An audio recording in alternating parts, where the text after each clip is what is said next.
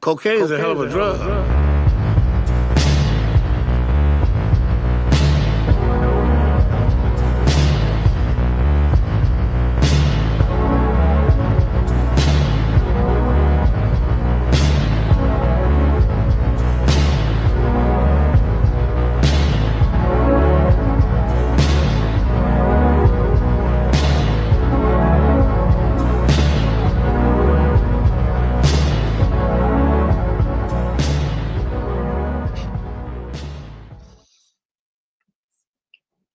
What's up, everyone? How's it going? There we go. That's better. Happy Thursday. Haven't done a show on a Thursday in a little while, but it's a special occasion, I guess, because we've got a special old friend of the channel here. Old friend at this point. It's been too long. But we've got Juan Ayala back in action. What's up, Juan? I'm actually an AI created by the Floridian government. I'm not even real, bro. Wait, hang on, is that Mind Unveiled? Sounds like Mind Unveiled. Just kidding. I gotta protect my identity, bro. I can't. Damn, why is it so close? Yo. Damn, bro. So close like that, dude. Don't do that. that. Yeah, bro. We got that nostril cam. There you go. Much better. There you go. That's better. That's proportionate to I haven't messed, like, all my stuff is dusty, bro. I forgot how to use everything. My camera's all in the wrong place, but we're making it work. And feels good to be back, dude. I'm happy to be here. It is a Thursday, right? I didn't even think about that. Yeah, it's great to see you, Juan. Yeah, dude. It's good to have you back. The people have been, begging for you to be back. So I don't know about that, but no, they have. Yeah, that's for real. Well, happy to be back, dude. And it was about time. Let's dip our toes back in, talk some Florida history. My nipples are ready. Hell yeah. Speaking of nips, just kidding. But what have you been up to, man? Let the people know. It's been working. I got my contractor's license, and I just been doing that, just developing. I'm the problem in Florida, bro. Just developing, and killing Florida. Off the wildlife, the wetlands. I'm part of the problem. Leaving the parking lots pristine, just going right for the vegetation and the concrete jungle, wildlife. Yeah. Speaking of wildlife, I want to talk about, right, we're going to be talking about a bunch of things today, but the gopher tortoises, right? We're going to be talking about that. The gopher wood. We're gonna go deep. We're gonna go deep today. You had brought up some connections. You had finally answered me back because you were dodging my texts, not picking up my phone calls. I had to call you like 33 times for you to pick up, and then you picked up and you're like, "Hey, I got all this stuff." Join the club, sweetie. oh, my bad, dude. Didn't know. What is it? My 50,000. Is it 70 something thousand now? What is it? 70, 76? Damn, dude. Yeah. I remember, bro, when you had less than 1,000 subs. I know, you were the first one to take a chance on me. Yeah, bro. The first show I ever did was Juan's show, guys. Yeah. First guest appearance ever. Yeah. Damn, dude. How time flies. Yeah. But I'm happy to be back, man. Happy to be here with you and ready to chop it up. Yeah, man. This is a topic that you're the man for, because we all know Juan is the homunculist. I like homunculist. If we're gonna revamp the channel, or maybe go with homunculist, it rolls off the tongue a little better. Yeah, I know you never liked the homunculologist. It doesn't roll off the tongue that well, right? It's a lot, but it's not something I'm proud of, though. Like, looking back at some of the stuff that I've talked about, it's like, damn. But yeah, it is all right. Hey, man, John Dee was talking about pretty much the same stuff, and he rose to the height of British society. But all right, let's get into it. Who are we talking about tonight? We're talking about John Dee. Who is John Dee? Well, most of you probably know him because you watch little esoteric YouTube channels and stuff like that. But John Dee was the private astrologer to Queen Elizabeth I of Britain. He was British. I don't know if he was English or where he was born, but he claimed Welsh ancestry. So that's very important. John Dee. He was born in London, in England. He was English. Thank you. Thank you. His family, he claimed, was Welsh, that he went back to Welsh nobility. But John Dee was your kind of quintessential archetypal wizard. Some say he set the like wizard cliche, right? The caricature of a wizard with the robes, the long beard. But he was a young man once, and he was a friend of Queen Elizabeth, or ran in similar circles. And he got started as a kind of her friend. He did a astrology chart for her, casting her future, kind of looking at whether she would be queen or not, and what her reign would look like.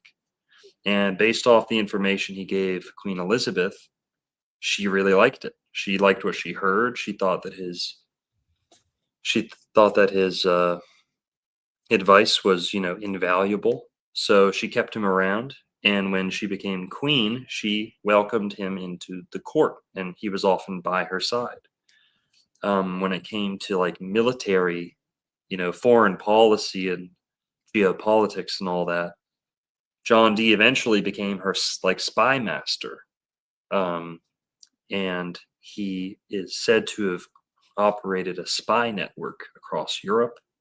And that's sometimes, some people believe that's what ceremonial magic really was, that all this alchemy, blah, blah, blah, was really just like a 5D chess that was The really OG intelligence. It was intelligence operations. Like, oh yes, let this mysterious man into your castle to produce gold out of thin air for you.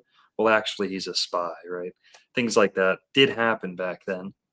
And John Dee is said to be the original 007. That's the origin of the James Bond 007 thing. John Dee allegedly signed off in some of those intelligence papers 007. And the 007 was kind of like monocles or like reading glasses being held up over eyes, or someone like this, like 007, something like that, 007, or two balls, one cane. That's another thing. Yep, 2 balls, 1 cane. These guys had a dirty mind too. Lots of dick jokes. When John Dee, Francis Bacon, William Shakespeare, a lot of dick jokes across that community. But John Dee was a trusted advisor to Queen Elizabeth, and that's the most important part that we're going to be talking about tonight. Did you know that 007 had a tarot book? No. Yeah, apparently there was a James Bond 007 tarot deck at one point, right, which kind of plays into that. And one of the things that I've always found interesting about, right, the occult and alchemy and all these things, where it's, what was it all bullshit, or were they actually talking to angels and demons? Were they actually invoking these entities, or was it all a facade, right, for what you're saying, intelligence gathering?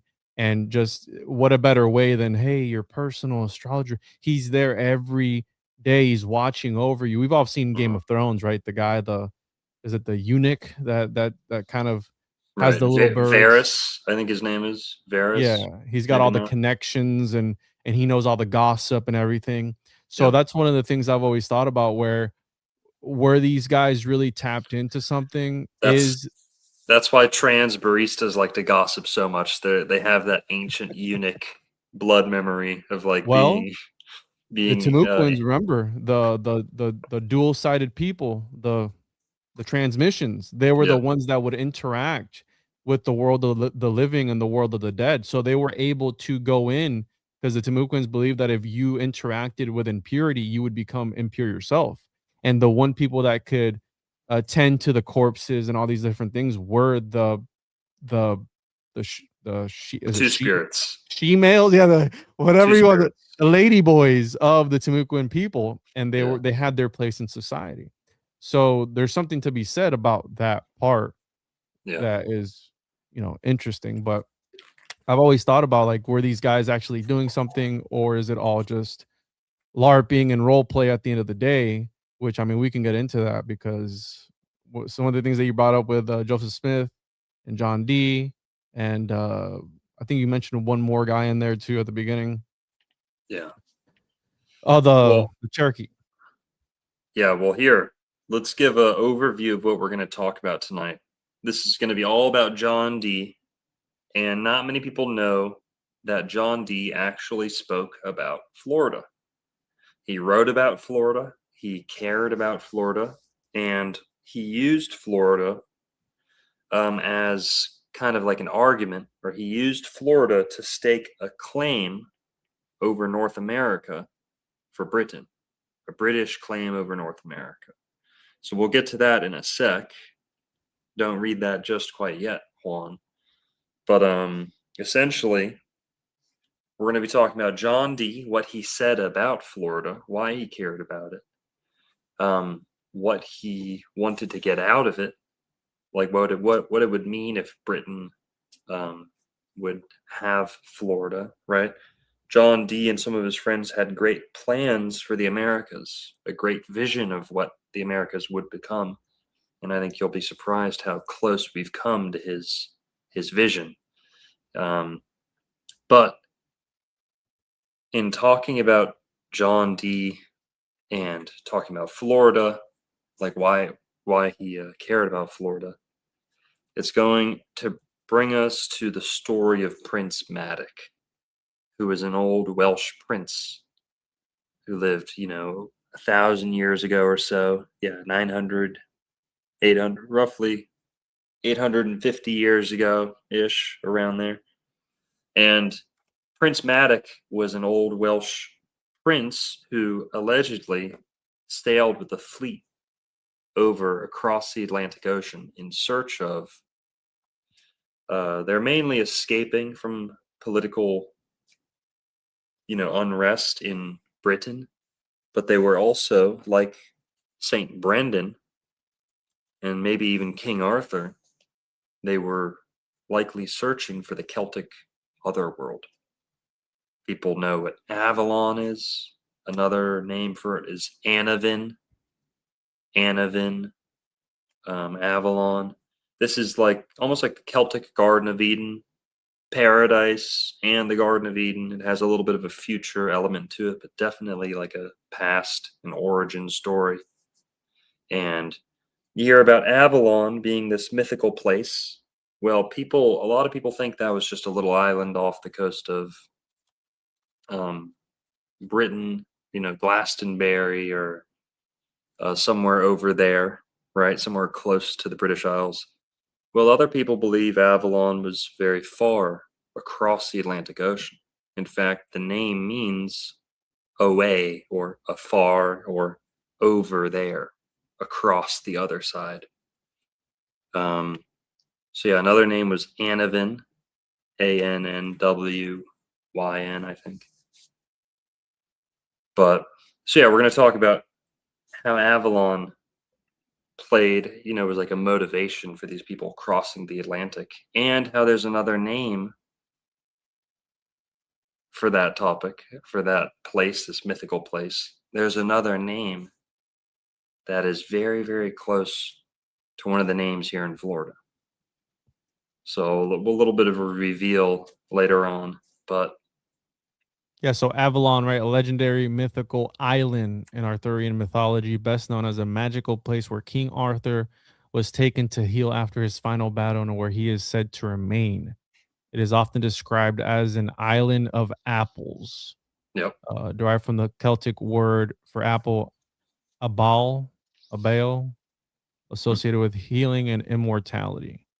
So again, almost like a Garden of Eden sort of thing, which the whole reason this conversation came up was because I had talked to you about that site in Turkey where they recently did some ground penetrating, they were penetrating the ground there, and they said that they found something that looks like corridors and things, and it's the site where they believe Noah's Ark is at. Mhm. Uh, and so as of May 2026, researchers investigating the Duru Pinar site in Turkey near Mount Ararat have Mhm. reported new ground penetrating radar scans revealing subsurface corridors and chambers consistent with man-made structures. So again, people have tried to debunk this and they've talked about it before, and there's been studies and blah blah blah, where you can have apologetics and things that are involved in there. But one of the things I had mentioned to you was in the Bible, it's very clear, it talks about gopher wood, and the only place gopher wood is at is near where? Yeah. The Florida and Georgia border, the FAG line, as I like to call it. That's Yep. where it's found. The Florida, Alabama, Georgia zone, the FAG zone. The FAG zone, And that's just right. spell that out with us, folks. We're honing in on the FAG region, That's uh, right. southeasternmost United States. Nobody cares about the panhandle of Florida anyways, right? I mean, that's like we don't consider that Florida. Like Florida is like central Florida. You can draw a line across from Tampa all the way over to the other side, and then there's just like there's nothing up there. It's just a make believe land. It's the island of apples up there. Nobody talks about North Well, Florida. yeah, we're kind of moving along a little faster than I'd hoped, but No, go ahead, do your basic, thing. I'm excited to be here. I'm trying to kill this yeah. fly in my room. Um, these names for Avalon. Another one was Appalach. Appalach. Now that might ring a bell for some people. Okay, we'll revisit Appalach. Hang on. So gopherwood only grows along the Apalachicola River, named for the Appalachian Indians, which is where we get the word for the Appalachian Mountains, Appalachia. So when the Celtic people have this, their version of the Garden of Eden is across the Atlantic Ocean, westward. Um, and the Welsh are calling that Appalach. I mean, how close is that to Appalachia? Which did you know that America was almost named Appalachia? Yep, they were What? going to rename America Appalachia There's in the no way, man. 1700s and then again in the 1800s. They're going to rename it. Yeah, look it up. Appalachia what? Just search was America almost named Appalachia. Appalachia. Hold on. Appalachia. I gotta fact check you, bro. I know this is the old world Florida, but we So, like to stretch things out here, but America is very close to a word that the Egyptians and the Canaanites used, Amaru, which was close to Amorite, like when we say Amorite today. Amuru, America. So I guess we went with that one, but it was almost Appalachia. So Appalachia is like the name for the eastern United States, pretty much. Um, just scroll down; it'll talk about the renaming. here? Yeah, just keyword search, rename. Yeah, Oh proposal. wow, dude. Yeah, In 1839, Washington, or who's this guy? yeah. Zoom in on it. Hit the command key and zoom in. I Hit know the how to kit. operate a computer, dude. All You right. I sure? You haven't sure? forgotten that much. Do they have computer trees in Puerto Rico? No, there's no power in Puerto Rico, bro. So you know. All right. In 1839, Washington Irving proposed to rename the United States Alejania, okay, Alleghenia. Alleghania or Appalachia in place of America, since the latter name belonged to Latin America too. Edgar Allan Poe later took up the idea and considered Appalachia a much better name than America. And he thought it better to find the United States as a distinct geographical entity separate from the rest of the Americas. And he also thought it did honor to both Irving and the natives after whom the Appalachian Mountains had Yeah. been named. Now Edgar Allan search Poe, out of all people, this. This is crazy, right? is wild. So now search Appalach, Affallach. Just go to that Wikipedia. I think it has a Wikipedia. Appalach. Look at this, folks. I mean, come on. America is the paradise spoken about in Celtic mythology, Greek mythology, the Bible. This is the Oh, dude, I just birth. got. I was trying to think of like why the apple tree, in the Garden of Eden, like that. You know, like Yeah, exactly. And it I was. wasn't it. The word apple is a generic word that meant all fruit, with the exception of berries, up until kind of recently. Apples, as we know them today, come from Turkey, if I'm not mistaken, or Kazakhstan over there. Apples, Um, but all fruit were known as apples, with the Kazakhstan. with the exception of berries. So when they say apple, all the different variations of apple, apple in Europe, all meant just, that could mean pomegranate, that could mean peach, like a big fig or a plum or something. Apple just meant fruit before. So here's the thing, Narco. Do you think that they like how could they have known? And in the Bible, does it specifically say apple or does it say fruit? Don't eat from the fruit of. It says fruit. Okay. Apples are mentioned later on by name in the English Bible, but not in the Garden of Eden. It's Which just fruit. But let's still, also. I'll take it. Fruit means apple, and apple means fruit. Both of these have pretty much nothing to do with the conventional apple we eat today. And if Just we make the connection too, right? We're talking about the Bible as well. King James was around when John Dee and all these other guys were around as well, mhm, right? So the King James version of the Bible, which yeah.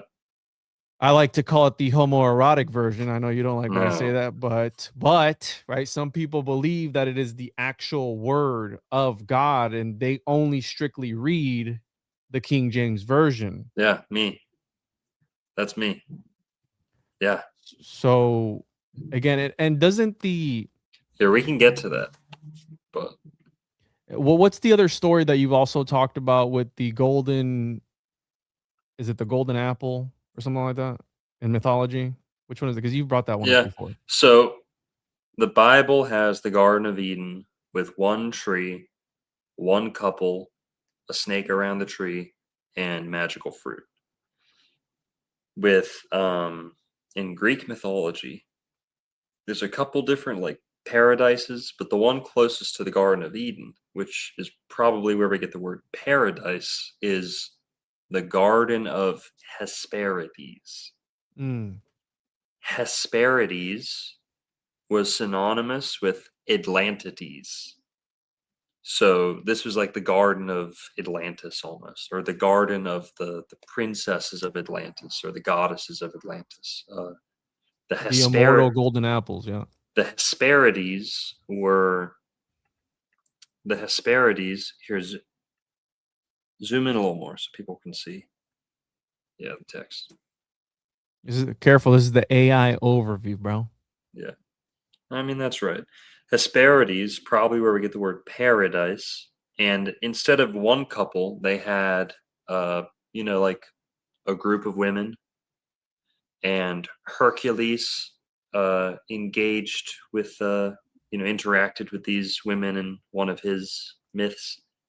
Not Prometheus, Atlas was not far off from this garden. He was connected to this myth as well. Atlantides get their name from Atlas, Atlas, Atlantis, Atlantides. Mm. So basically, with the Hesperides, the Garden of Hesperides, what we see there is like the intersection between the biblical Garden of Eden and Atlantis, the story of Atlantis. Now, when we go to Appalachia, Florida, who knows why Atlanta is a major city today? It's not Is on it the on the ocean. 33rd? Is it on the 33rd? I don't know what the degree is, but it's because there are two major rivers that originate near Atlanta. Oh, it's close. It's Oh, it is. the Chattahoochee and the Flint River. Those two rivers are the two major rivers that then come down into the Garden of Eden area at Apalachicola. So the Apalachicola River is what those two rivers flow into. They converge into the Apalachicola. So that's why Atlanta is on the map. If those rivers weren't there, Atlanta would have no significance. There's no reason to stop there or make it a major hub. It's those rivers that start there, flow down, converge into the Apalachicola, and then expel into the Gulf of America. There you go. Perfect. Yeah, so people can see that. Thank you. Yeah, that pink one's perfect. At the top there, that's Atlanta, where the two rivers come back together. At the bottom there is the Garden of Eden, where they converge. That's what we're talking about, and that is Appalachia. That's real, the Apalachicola, where the Appalachian Indians lived, for who the Appalachian Mountains are named. And I think that's Appalach, the land of apples. What are the odds that the Indians believed this area was sacred?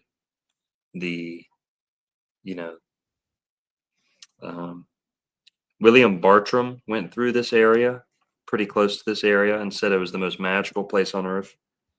That's Disney World. Okay. That's Disney World now. Well, still. But, all right.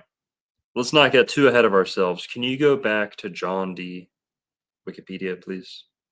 Yes. So also I wanted to bring up the connection between right, so we're talking about this. It's interesting. Atlanta, Atlantis, Francis Bacon, New Atlantis, this utopia. These Yeah. guys, I want to say that they were I guess you would call them the globalists of their time, right? They wanted a new world order. They wanted it, but Yeah. more ruled by religion, not so much Kind of. technology. They were kind of the underdog, though. You think so? England was like the new kid on the block. British power was not a worldwide factor or a threat. It was after John Dee and the King James Bible is what turned them into an empire. By the way, John Dee is the first man. He's the man credited with coining the term British Empire. John Dee envisioned Britain taking over the world. Now, we see Britain today as like having already taken over the world, like they're old news now. But for them, that was new. They were stepping up to the plate.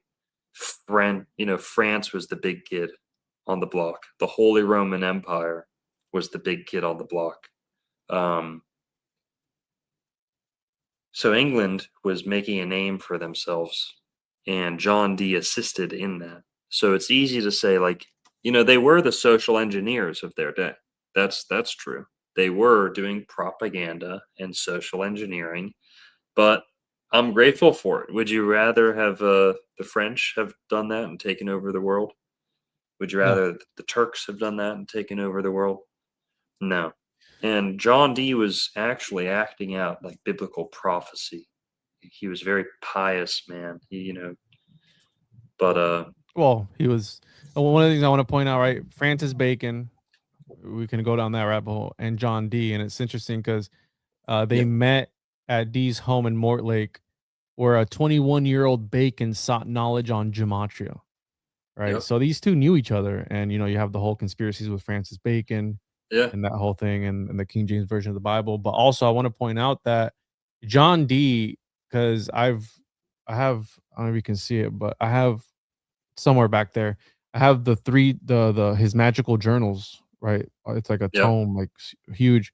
And Yeah, one of me the too. things that he wanted to do was he actually wanted to unite the world under like a one world religion, right? The Christian Kabbalah. Like he wanted that. And like that's what he believed that these entities who he thought were angels were telling him to do. That's why he went to Rudolph II and was like, hey, we were sent here by these entities, angels that we've been talking to, and they're telling us that you're actually possessed by demons. They told that to like one of the most powerful men at that time, Yeah, right? This emperor. They went in front of him, and thankfully, he was a very, very a he special was guy. He had superstitious. He was yes, very superstitious too. superstitious. He had collection. He was super into the occult. He he had I think he liked to collect midgets or something like that. You ever hear that story where Yeah, he liked he had like a whole he had like he started squad, the midget porn industry. a Like he whole was the team of first one. he had like a whole team of butlers that were midgets. So like certain types of parties, like all the workers would be like midgets. And some people say like, yeah, he probably had them A have sex fetish. and stuff like that. But he was a notorious for being like he was almost like Ripley's Believe It or Not. Like he had like the Ripley's Castle at in St. Augustine, where it's like all the collected weird shit from the world. Cabinet of He Curiosities. Yes, he had one of those. He was famous for just uh collecting everything eclectic. That's why when we say the word bohemian, something's strange, weird, eclectic, that kind of goes back to him The a little. Kunstkammer, bro. That's what it was called. The Kunstkammer, the Cabinet of Curiosities in Prague. I want to go to Prague one day, dude. That's like one of my things on my bucket list to visit Prague, go to the Alchemist Mhm. Alley. And I think that's a magical, magical place. So, yeah, he was one of the first ones to all the trinkets. These were some of the paintings that he had, but these are some of the depictions of all the stuff that he just had displayed. Yeah. And People yeah, just a say lot of he trinkets. people say he had like dinosaur bones, like UFO, like scraps, like chunks of UFO ships and shit like that. Like everything weird that had ever been found in Central Europe made it into his little, collection. Hmm. But here, go back to John Dee Wikipedia for a sec. Oh, see the crocodile up there? Yeah, I'm gonna point that Most out. most like alchemists had a crocodile like stuffed in their laboratory because back in the south of Spain, France, Italy, and probably even over there, like Eastern Europe too. Not alligators, crocodiles used to make it up from Africa. They used to cross the ocean every once in a while, make it into a city, and then get slayed by some hero. And that's what inspired a lot of the dragon stories too. They're just crocodiles from Africa. So we saw it. One of those pictures had a crocodile in it. So, Yeah, they'd be huge back then. I mean, oh you go yeah, to the Everglades now, and some of the alligators you see are giant. So I can't even imagine like an uncharted Florida in its prime. The size of those gators, it'd oh be yeah. wild, bro. Yes. So John Dee, we said a little bit about him at the beginning. But he's a wizard. He's an astrologer. He's a genius mathematician turned magician. That's how I like to describe him. Mathematician turned magician. And he worked for Queen Elizabeth. Was employed by her for a time. Eventually leaves. He's warned by the angels that he's talking to through. He has a small crystal ball, like a pretty tiny crystal ball. It's like smaller than a tennis ball. Then he had another stone that was actually from America. It was an obsidian mirror. So he had Aztec obsidian mirror. an Aztec mirror, and then he also had this little uh, stone called the shoe stone. Now these were very similar, not very similar, but similar in function to what Joseph Smith would end up using Hmm. when he received the reformed Egyptian alphabet or the reformed Egyptian language and his angelic conversations with Moroni and um, Which I believe that was one of the names of one of the angels, the little girl that John Dee and Edward Kelly were talking to. Which it's weird It wasn't because Moroni. It was close. It was Medimi. Madimi, yes, you're correct. You're correct. Medimi. It was close. Which is it's a weird story because like when you read the story, I can't believe they haven't made this into a movie yet, bro. And I would pay to get this turned into because the story of John Dee and Edward Kelly is so wild. The things that they were doing and the things that were happening. And by the way, the little the the smoked egg that he had, this little thing here, I believe he said an angel gave him. I think it was Angel Gabriel or something like that had given it to him Yeah. one night in his house in Mortlake. So again, this guy No, was that was the shoe stone. it the shoe stone? Yeah, the little ball, I believe. One of those. Anyways, one of those. This Who one cares? he got from Francis Drake or someone like that, like some navigator who brought it back. Because this was like cutting edge. Remember this, the Spanish only make it to Mexico like 1500, 1510, like the same time as Florida. Within 40 years or 50, 60 years of that, John Dee already has this magnificent artifact from Mexico in England. Like they barely even had corn, turkey, like tobacco, the things that they like everyone needed and everyone wanted. So the fact that he got this Aztec obsidian mirror is extraordinary. That in itself is almost a miracle that it made it across the Atlantic into his hands.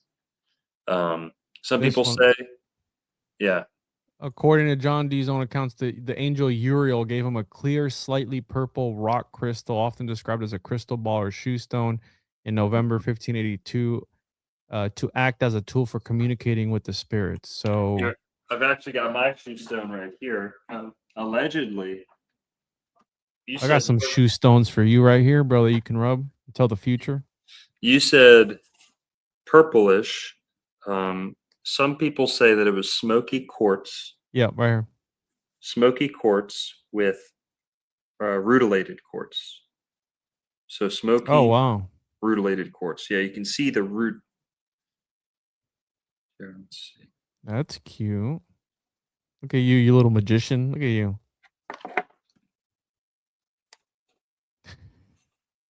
Hey guys, we're unboxing this new shoe stone from the angel Uriel. Is your butt plug made of the same material, bro? Like in the I know the sacral chakra is very important when it comes to this sort of work. Let me see if I can get it to focus. You see the little like strands? Oh yeah, that's cool. Your brother actually gave me the stone that's found, the meteorite stone that's found in Prague. He gave me a piece of it. I forgot the name of it.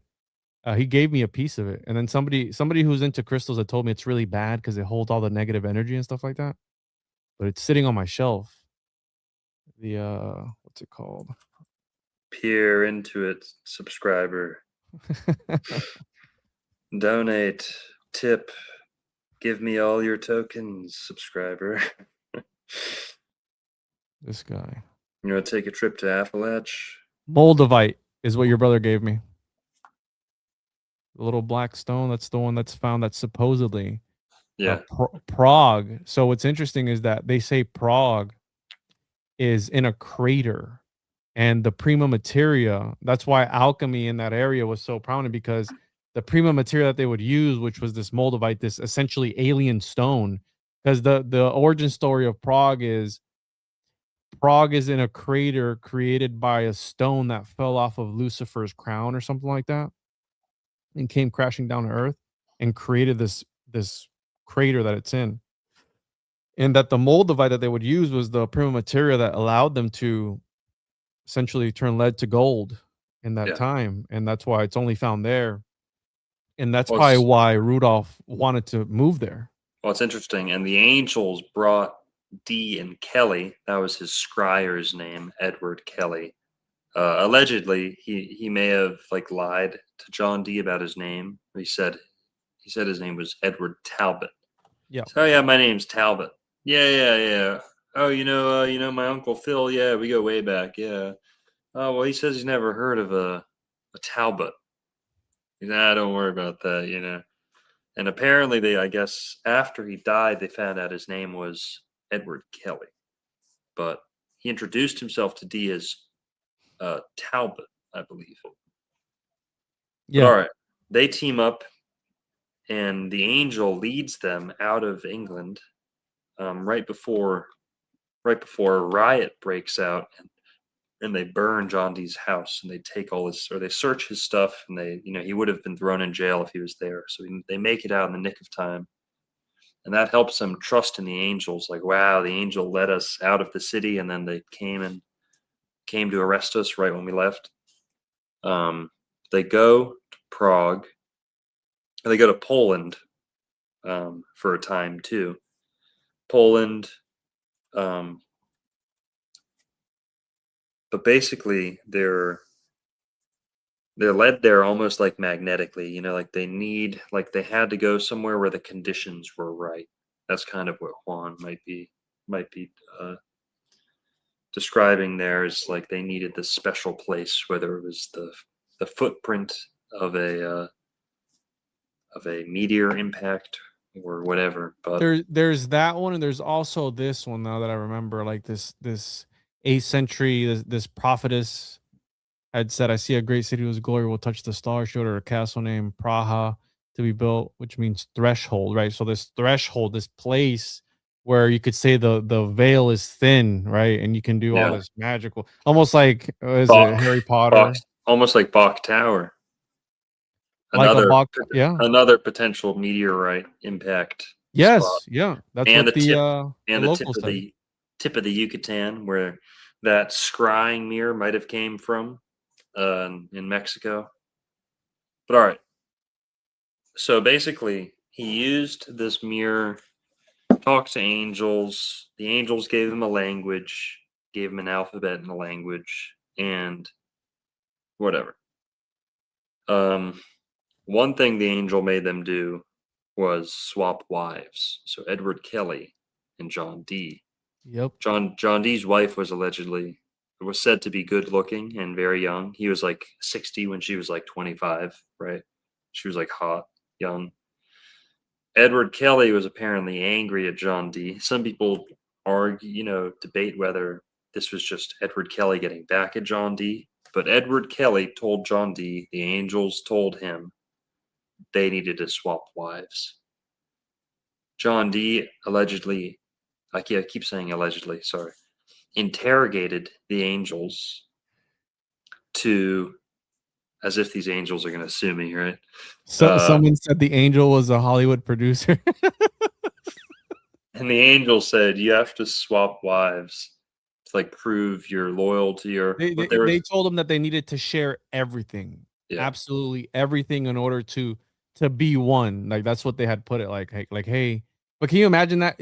I would pay so much money to be a fly on the wall that yeah. day. Can you imagine that, dude? Just like, he's like looking into his little thing. He's like, yeah, I'm not gonna tell him that. Like, what do you mean I'm gonna tell him? And what are they saying? What are they saying? Edward, he goes, you're not gonna believe this, dude. This is not me. This is the angels. They want us to, swap wives. Like just imagine that, dude. And he's so Now, gullible that he believes it, and they do it.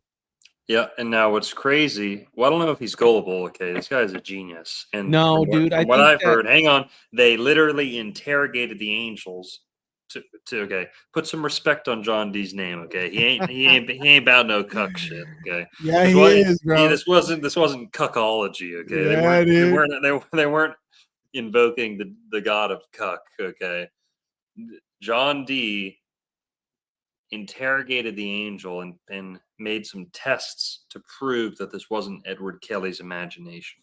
But still, to this day, people say, well, that had to be Kelly, getting back at John Dee for this or that. But whatever. Listen, regardless of why or how, this is another link. this is another link to Joseph Nice Smith. try, Diddy. Another link to Joseph Smith. So Joseph Smith Oh my was God. also told by an angel or the Holy Spirit to engage in not quite the same thing. You know, for him, it wasn't wife swapping. It was more like wife collecting, wife poaching. Yeah. But for everyone else, it was kind of wife swapping, letting John Dee have, no, or Joseph Smith, you Aren't know, they known for that though? Aren't they known for marry their swinging wives. and things like that? They're known for that, Today, no? today they are, yeah. Now, I don't Mhm. know if that stems from any of their like beliefs, but yeah, that is true. They are I notoriously mean, freaky. I mean, Mormons are freaky. I don't know if I'd call it demonic, but you know, it is pretty demonic. I mean, what does the Bible say about having multiple wives? Does it say you can? I mean, Yeah, yeah. You know, Old Testament seems to be perfectly acceptable. I just the way I see it is it's hard enough to please one wife. Imagine having five, bro. Like, dude, that'd be wild. I couldn't I yeah, forget Mm. that, man. It sounds cool on paper, but I think in practice it's probably not that great. Yeah, what a headache. Yeah, Yeah, what a headache, dude. yeah. I don't know. That's kind of a low T perspective, Juan. I'm gonna be Oh my honest. oh my bad, dude. Oh, my bad, bro. Yeah. Say what you say is God, give me as much. I can take as much burden as you know, as much headache as you'll bless me with. I'll take on. I'm sure you could, bro. You say that now. It's not You that say much that headache. now. See, that's the thing is, okay, we're not going to go into too far Andrew Tate territory, but Uh-oh. when you look at a relationship, like you've got to constantly please and like appease the woman and be like, "Oh, is everything okay, baby? Oh, I didn't mean to Don't hit say. me anymore. I'm Oh, sorry. I didn't mean to hurt your feelings when if you're timesing that by 2 or 3, then yeah, it's going to be terrible. But if you're timesing, you know, a woman who loves you, is devoted to you, has your best interests at heart, is going to sacrifice for you, and vice versa. If you times that by 2 or 3, Yeah. hey, come on. Now, if you're now, I don't want to get you in any trouble here, Juan. No, no, But no. yeah, We're good. we know females are definitely not watching your show. But No, no, no women at all. None. It's all sausage fest over here on the One yeah, on One podcast. Just how we like it. Right. So, anyways, what was I gonna say about John D? The You brought up the Joseph Smith connection and all that, but before that, I was gonna say something I completely forgot. Oh yeah, the some people believe that John Dee was actually some people believe that Edward Kelly was taking advantage of John Dee, but there's some other people who believe that John Dee was actually the bad one that was forcing Edward Kelly to do these seances. They were doing seances for 10 to 12 hours a day. Their yeah, families were together. Their kids were running around while these dudes were talking to angels, right? yeah, They were doing seances and occult rituals while their kids were running around the room. Like again, yeah, if you read all of this, you go, what in the, so that's why I said he's kind of gullible because he let himself believe so hard that he's like, all right, let's just do whatever they ask. Like, yeah, you let's go tell Rudolph the second, the most powerful yeah. man on earth right now, that he's possessed by demons. Let's do it. He was the first doom scroller. He's the first Also, doom scroller staring into his black mirror. the Black Mirror, yeah. There's this quote from a John Dee documentary where they say, you know, things got bad when they were spending more hours in the day looking into the black mirror than they were hours not looking in the black mirror. So Yeah. if there's 24 hours a day and 13 of them are spent staring into that black mirror, scrying, And praying and doing all this stuff. Like they said, yeah, they were going crazy, bro. And that's why, like, I sometimes think because we'll get into the Enochian aspect of it because that's the most interesting part. Because if Edward Kelly did actually come up with this himself, he's a genius, right? Because mhm, that's the argument. Once you get to the Enochian stuff, we'll talk about it. But yeah, yeah, it's one of no, it's a the good more point. interesting stuff. So the Enochian language is what was received by Dee and Kelly working with that crystal ball and the obsidian mirror. I always think it's funny they'd have the two objects on and they'd be using them kind of like kids with a toy, being like, you want to play crystal ball for a couple hours? Like, yeah, I guess. Okay. And they're like, kind of sick of crystal ball. Yeah, you want to do the shoe stone for a little? Yeah, let's do the shoe stone for like. Nah, I'm kind of sick of the shoe stone. Let's go back to the crystal ball or like the whatever. Like, why not just pick one? I don't know. Yeah. And they must have had different effects or something. But basically, this Enochian language would become like a valuable resource for many ceremonial magicians, like I don't know what you call them, magicians, occultists, Occultist, yeah. alchemists. The Golden Dawn would end up using Crowley would start using Parsons. Enochian as like this vital, almost like lifeblood for a lot of their magical rituals. They needed this language because the goal of much of ceremonial magic is to conversate with angels or to interrogate angels. And some would argue you need this Enochian alphabet to kind of really make them do your bidding. But okay, the Enochian alphabet, like Juan was saying, is probably the greatest proof that they weren't just making all this shit up, because linguists and professional philologists and all that Mm-hmm. swear that this is a functional language that could not have just been generated from one guy's imagination. You can try to make a language out of your imagination, and you're going to run into all these kind of issues. Languages aren't just like we're going to come up with as many names for things as we can until we have a new language. That's not how it works. There's, as much as languages are kind of like free form and can be like anything, clicking, moaning, humming, there are certain laws, or like there's like a geometry to language that things have to follow. Or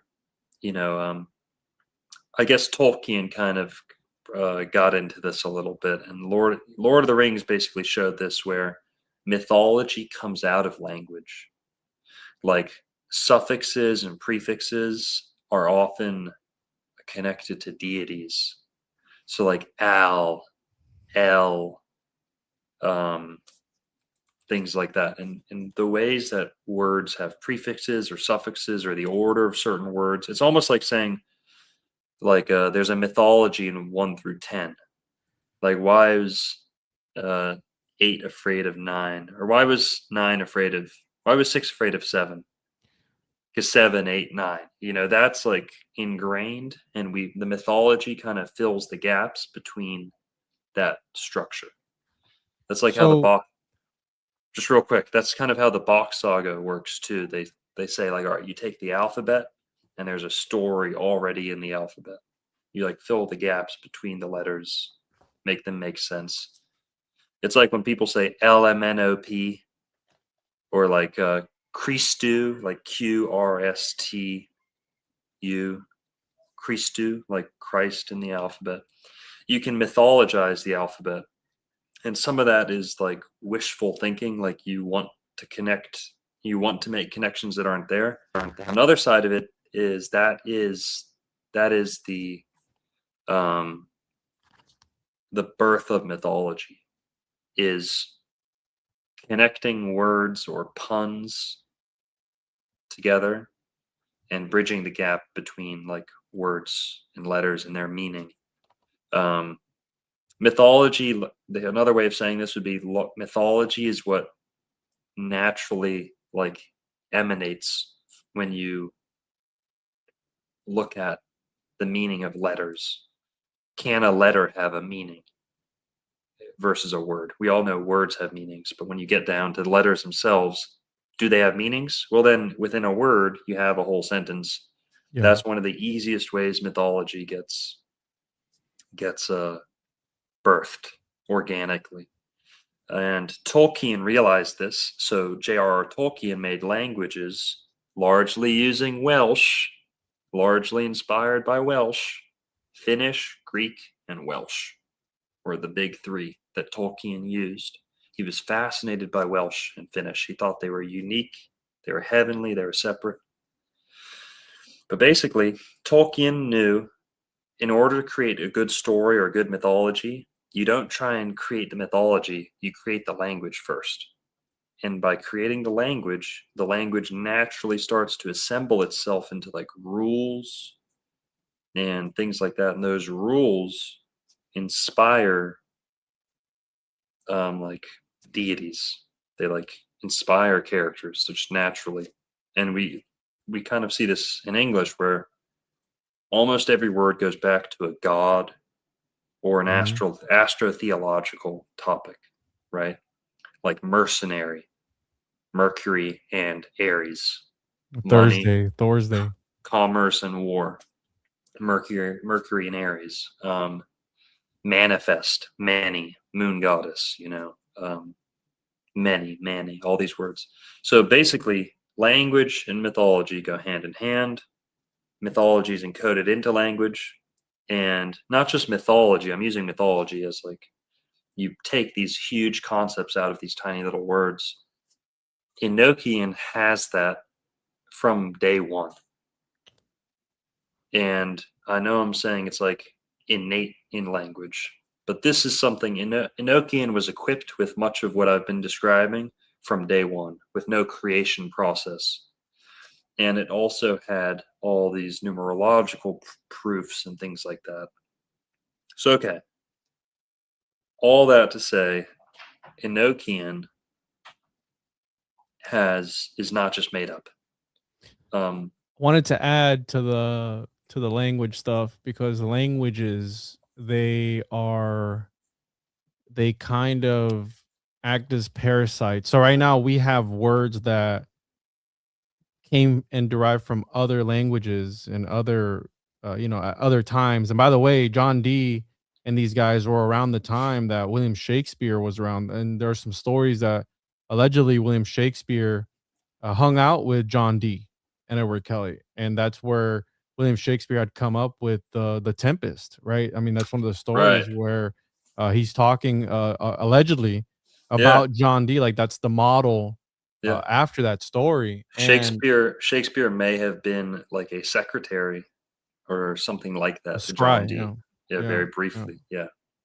And one of the interesting things is, so language, and one of the people I hate the most, but he's super interesting, but whatever. William S. Burroughs, he has this quote that always stood out to me: "Language is a virus from outer space." No, And fuck that he guy. looked, yeah, fuck that guy. But he described language right again as this parasitic thing that you. He said this. That uses describe language as a parasitic infectious force that uses human beings as hosts to replicate, similar to a biological virus. And if you think about this, right, we're talking about a time where John Dee and the Crown, they wanted to take over America. Well, what's happening? They're coming over from another place and they're injecting themselves in the society, and they're doing what? They're killing, they're taking away, they're pushing out, and then they essentially take the original language that was there, and the language of the area becomes the language of wherever the people came from, right? Mhm. So again, this is kind of what he meant, but essentially language destroys everything it touches. And I mean, It can, uh yeah. especially nowadays, I don't know what happened to "Sticks and stones may break my bones, but words will never hurt Well, me." But now people are super soft. see, I think what we're getting at here is English is kind of like an amoeba language. It Once it's birthed, it then only consumes what it comes into contact with. If you say like "Hola, amigo," catch you later, sayonara. I'm gonna, you throw in all these words from other languages. We're still speaking English, though. Yeah. Oh, that's such a cliche. Oh, what a faux pas. English is capable of stealing words and concepts from other languages. I love English. English comes out of the King James Bible. Modern standardized English comes from the King James Bible. There was English before that, but the kings and queens of England didn't speak English until I don't know, Elizabeth, or a couple kings before her. No, not far long before Elizabeth, everyone was speaking French. All the nobility in England were speaking French. So they were sick of being dominated by the French. The French had already gone through this process of refining their language. Before that, French was not known as a poetic language.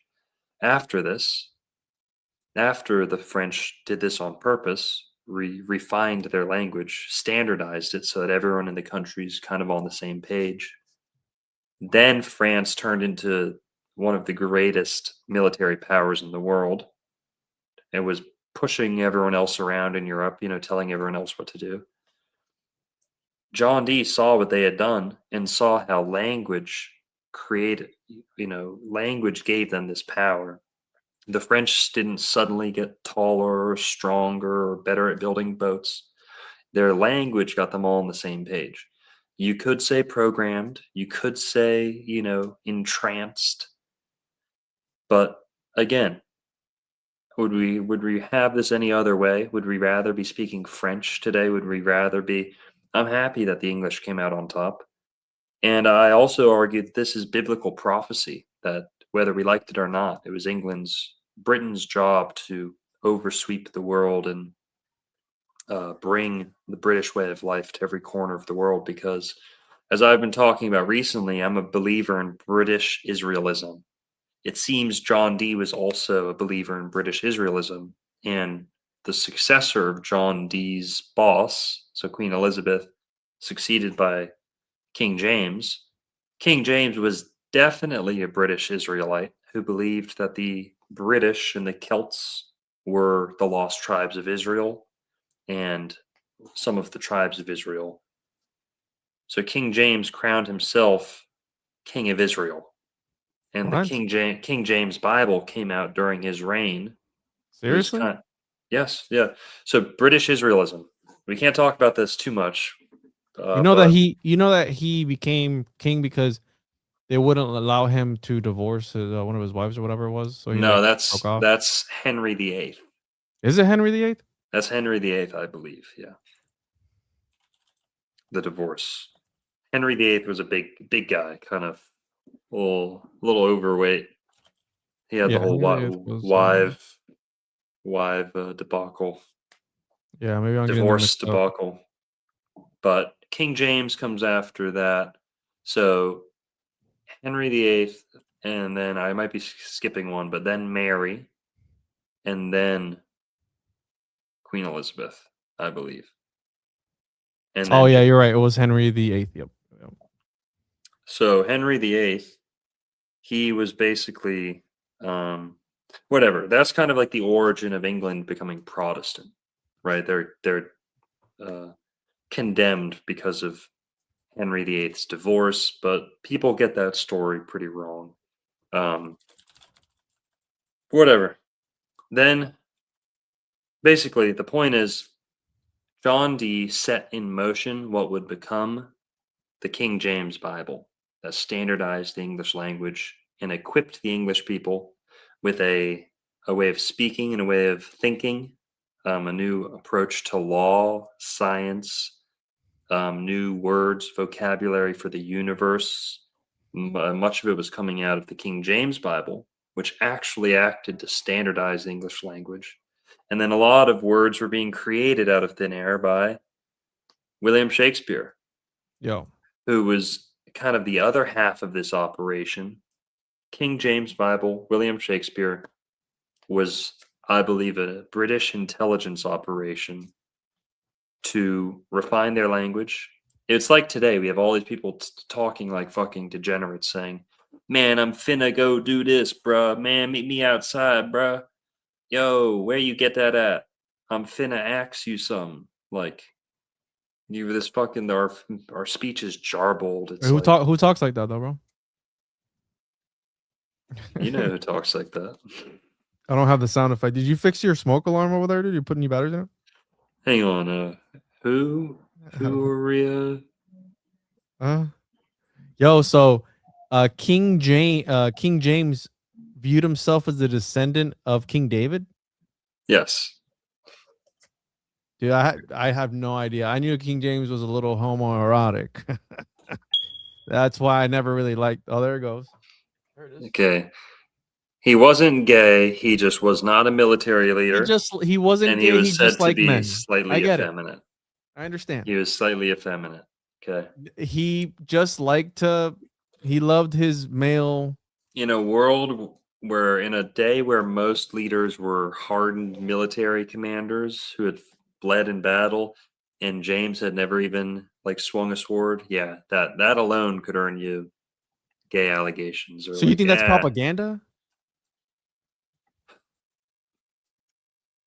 are there certain figures throughout history who've done so much to challenge the cabal that all they've done since then is lie and He was flip their bisexual, dude. It's fine. flip Right? their reputation and say, "Oh yeah, he had one ball. He was secretly Jewish. He banged his sister. You know, whatever." Okay, throw everything you got at someone who shakes up the system, who kicks the hornet's nest, who deprograms the matrix. Okay, I like King James.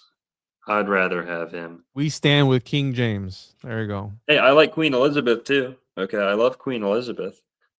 People are acting like they've got this whole like shelf of their favorite action figures of their favorite kings and queens that they're comparing King James to. Like, who's your favorite king? Name him. Mine? Are you Or asking? anyone. Well, not you, but anyone who's going to be like, oh, King James was gay. Maybe he fucking was. Whatever. He achieved a lot of cool stuff. I mean, people can't be so one dimensional, you know. He wasn't Listen, gay. listen. Whatever he was. What was I gonna say? If anything, he was just like an asexual eunuch who was Can we just talk like about him crowning himself? He said as the king of what? The king of Israel? bisexual, whatever. Maybe he was bisexual, whatever. That's what they Okay. said. I mean, hey, I'm just Juan, I'd like to see you be born into a royal family, have infinite money, and not be gay. Okay, I think it'd be impossible for you. listen. Can we talk about the Israel connection? What were you saying about that he saw himself as the king of Israel? Yes, look that up. British Israelism. But we can't talk about this right now. Um, I didn't know this here, was a thing, let's bro. talk about let's focus on John Dee a little bit. It's a Um, pseudo historical theory, bro. There you go. You see, there's our oh, pseudo, Wikipedia. yeah. Well, Juan, if you didn't notice, you've made a whole career off pseudo this and that. So, Wikipedia, dude, says it's a pseudo historical mhm. theory. It's a case shut, bro. That's it. It's wrapped. Anyways, 19th century, claiming that people of British and Northern European descent are the direct literal descendants of the 10 lost tribes of ancient Israel. I Yeah. had no idea about. I didn't even know this is a thing. Oh yeah, bro. This is why half the world speaks English, because English is not just English; it's angelic. Okay, we can whine about, oh, who is John Dee talking to? Were they angels, demons?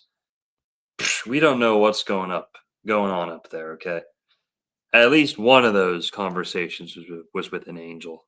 I'm willing to bet. You think And so, bro? the fruits of those conversations, the fruit of those conversations, and the fruit of you know William Shakespeare, all these great geniuses getting together, putting that stuff together. We get English out of it.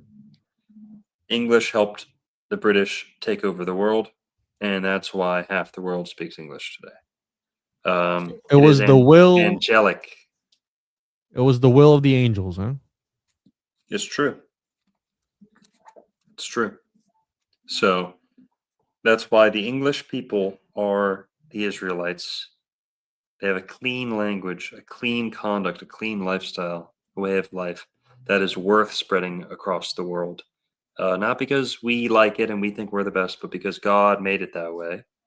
Okay, God chose the Northern European people to be like the sheriffs of the world, the stewards of the world. I don't know. And again, we're not saying this is like a huge racist Tread lightly, bro. ideology. Tread lightly. What this really is it's a story of forgetfulness.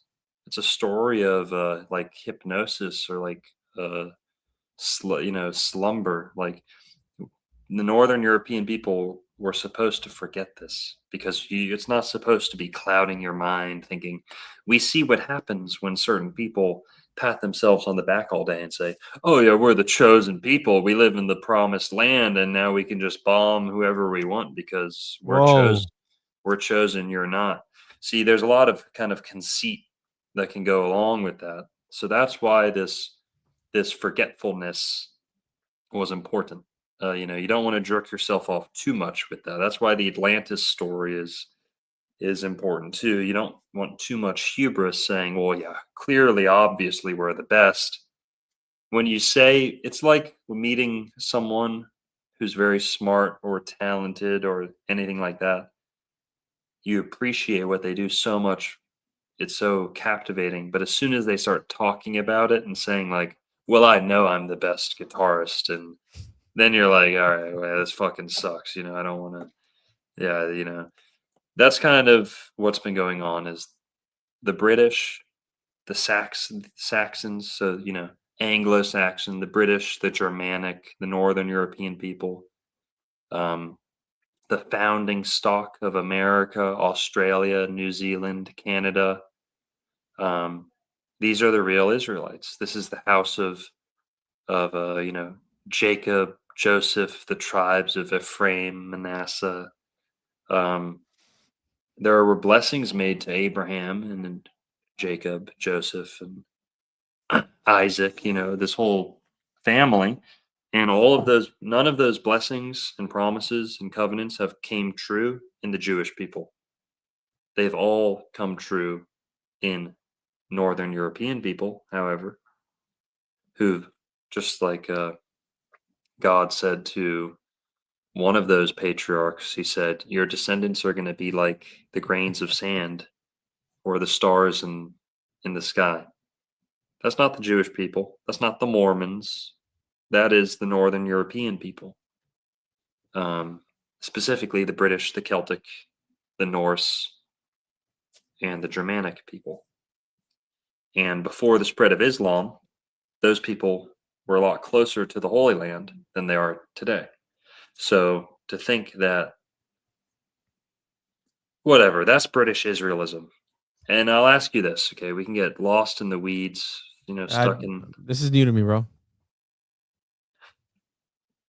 What does Adam mean in Hebrew? In Hebrew, I don't know. Red. Oh, the red man, yeah. Adam. From the clay or Edom. from the dirt. Later on, Edom is a nickname given to Esau, who was born with red hair, covered in red hair. So he was Bigfoot. called Edom. Kind of, yeah, almost like an orangutan or something. And then David was said to have a ruddy complexion. At least one of Solomon's wives had this red hair and these jeweled eyes.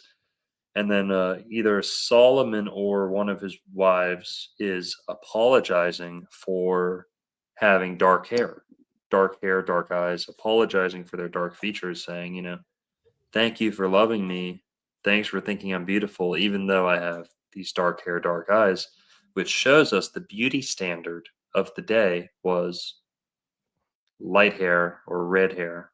Can you hear me? Yeah, can you hear me? Yeah, no, I think it's either me or you. Something happened. The CIA sent this gnat into my room to try and distract me from talking about this today. And I think it's messing with my internet connection. Well, just real quick, the Israelites had red hair in the Bible. Lots of red hair. Who in the world today has the most red hair? I don't know.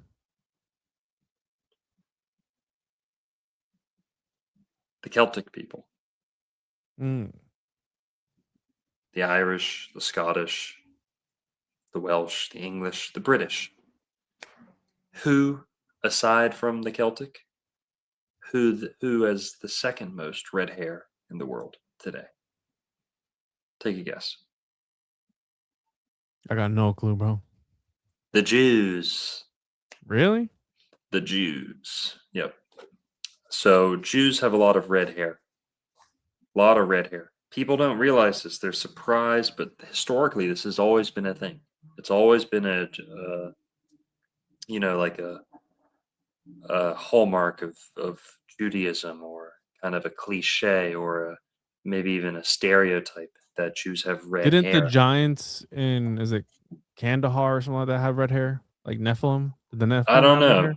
Yeah, you hear a lot of that, being repeated. People say like, "Oh, red hairs Canaanite," or red hairs. We do know that Rh negative blood and red hair go kind of hand in hand, but not totally. So, what we don't see a lot of in the Bible is blonde hair. But red keeps coming up. So there might be a word for blonde, like ruddy may have meant blonde too, or, reddish, blondish, whatever. But yeah, whatever. We can't. Let's Let's talk about circle this let's here. circle Let's back. All right, so we circle talked back. Yeah, about Enochian, and we have to yeah. connect that to the Cherokee because the Cherokee alphabet looks a lot. So we've already established that you can't just make a language up out of thin air, which I had brought up this book here. Let me bring it back up again. The Donald Laycock, he had done the complete Enochian dictionary, and he goes over he's a linguist that studied Enochian, and he breaks everything down, the history and why it's a legitimate language that's actually used. It's got a syntax and it's got all this. It's a structured language. Now, a lot of people say, well, it was gibberish, right? But then that would mean that Edward Kelly, who was the one that spoke, because John Dee was the scribe, right? And he was the one that was telling Edward Kelly was telling John Dee what he was seeing, right, in these visions.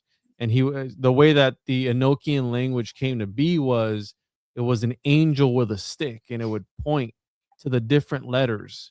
Oh And the yeah. reason that they didn't want to speak it is because they believed that by speaking the Enochian, they would invoke certain entities in these what they called aethers, these different dimensions, because that's how powerful the language was.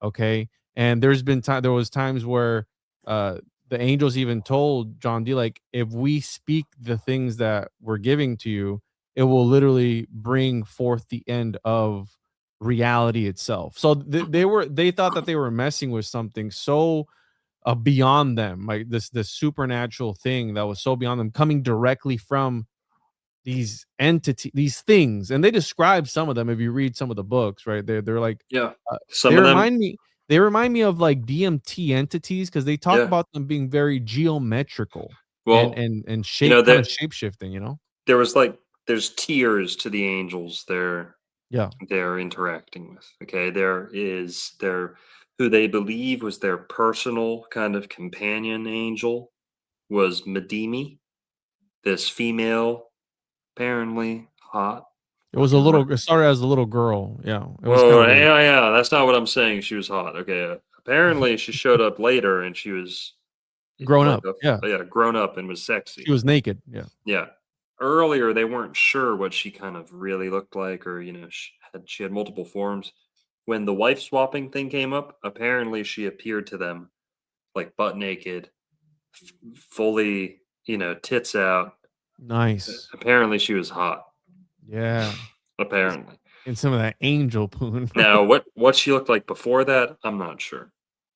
If she had like a child appearance or what, but she seemed very innocent up until then, Yeah. or she seemed kind of innocent. Well, um, then Did I there ever tell then you about well, hang on. Then there were these archangels. So they believe in the four archangels, like uh, the main Michael, ones? Yeah, Gabriel, Uriel, and Raphael. Those the four, I think. something like that. Yeah. The four main archangels.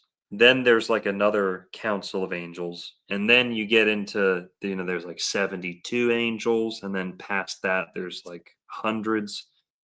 And when you get into those like wider, like bigger numbers, those bigger groups, they're so niche, like they're these angels' specialty is so specific to like one area of life or one that they are, those archangels are very benevolent. They're consistent with like biblical, virtues and like character.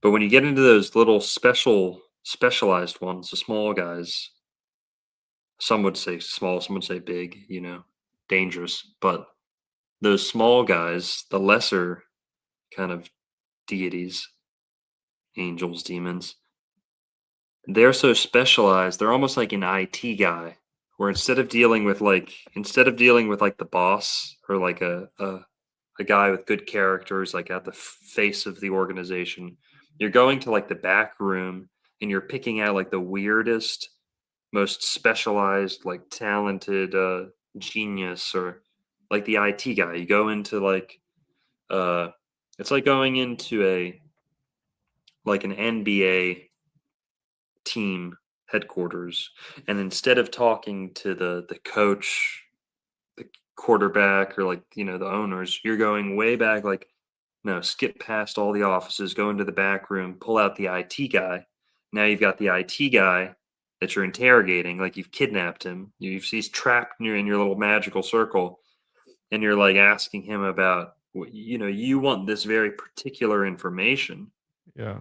But what you have to sort through is like his personality, his issues, his quirks, how antisocial he is, how perverted he is. Like this IT guy is probably just fucking watching porn all day. That's kind of like what some of these angels are like. They're so specialized. They're in such a dark, dusty corner that they are, Moist yes, corner. Yeah. mischievous, perverted, you know. So we're not talking about Gabriel and Michael when we say these angels were perverted. We're talking about one of those smaller deities. But And they were described as like some of the descriptions like geometric, and it makes me think of like angels yeah, and angles, right? Like yeah, but anyways, let's do the Enoch, the Enochian and Cherokee connection, because when you brought this up to me, it blew my mind. And then I asked you, were they like, how could they know? Were they talking to the yeah, same thing? You know, because if you look at Enochian, which is this here, is John Dee and Edward Kelly, and then you have the Cherokee language, and it's very, very similar. It looks similar. yeah. Keyword search. Keyword search. Cherokee keyword, like in Huh? quotes, like Cherokee in quotes, Mm-hmm. and then get rid of the alphabet and search, and then keyword in quotes Enochian. What does this do? And then go to images, and you'll see, we're not the first people to like pick up on this. Oh, really? Go down a little bit. Maybe spell Enochian with an E at the end instead of A. By the way, you gotta watch this No, guy's videos. instead of A. Oh, oh yeah? Sorry, yeah. Yes. Search that, see if it. All right, there. Top left. This one? Yeah, go to his site, or like wherever those come from. Yeah. I think the Wayback Machine, it's like gone. You have to use the Wayback Machine. The original site on this is Oh gone. my Yeah. gosh, bro. But this is from like a book. I think his name was Paul Winter or Is Dave it Winter. He's kind of somewhat popular on YouTube. I think that's from one of his books. Dan Winters, bro? Dan What? Winter. You've interviewed him, have you? No, but he's he's He's let me see. schizo. Yeah. Yeah. Yeah, I know who he is. But basically, I guess he stumbled onto this and No, was because he was trying to figure it out. he was actually with this guy, the one that I just showed you. He was actually so this guy here, he's passed away since, but if you watch this guy, Vincent Bridges and Dan Winter, they were friends, right? But this guy here, I've watched all his videos, and he was a ceremonial magician essentially, and they were doing Enochian magic in Prague, in the middle of like on top of a mountain or something like that. So they were like putting this stuff to practice, and they allegedly claim that they had summoned things, right? So you can go down the Vincent Bridges rabbit hole, and he's written a bunch of books. He's got a whole bunch of stuff. But yeah, here it is. Let me see if I can. Yeah, zoom in on that picture so people can see what he's trying to point out. Uh, Basically, the Enochian language, the alphabet, was apparently generated out of thin air. Like it has no links or direct inspiration or anything like that. But the only other language or alphabet that it looks like visually, so we're just going off of like visually, is the Cherokee alphabet, which is actually a syllabary, not an alphabet. The Cherokee syllabary appears to have at least 3 characters in common with the Enochian alphabet. Now, isn't that crazy? Enochian, Cherokee. Cherokee's Native American, and allegedly this was the Cherokee syllabary was only written down. This is also like a created alphabet. People debate that. It's a big controversy. Many people say this alphabet was here in America for hundreds and thousands of years before the white man came. People say Sequoia, who is the Cherokee man who wrote this alphabet down, came up with the Cherokee syllabary. He took inspiration from other letters, or other alphabets, other languages, but this was a created syllabary. He created this so that Cherokees could write their language. Mm. And so pretty interesting. It's a created language that has some characters in common with Enochian from John Dee. Now remember, John Dee's glass, that Aztec glass, came from America. So who knows if some American deity has any influence on that? Basically, how would they have anything in common if one's in America, one's on the other side of the Atlantic? There's no internet. Barely anyone ever even knew what John Dee did up until like the last 100 years, because his notes and his diary was not available to the public, really. Or at least, the operations of the second part of his life were not well known until recently. So how could the Cherokees have, came up with something similar? But well, here, now we're going back across the Atlantic. How do we make sense of this? Well, John Dee never personally went to America, but now let's talk about specifically, what did John Dee say about America? John Dee believed that Prince Madoc made I it got it to here. him. Yeah, you want to read it? Yeah. So, and by the way, like a lot of these guys throughout history, wait a second. A lot of these guys throughout history, there was a portion of John Dee's private journals that were burned because apparently they were in like a false bottom drawer of like this old cabinet that was like sold at an auction or something crazy.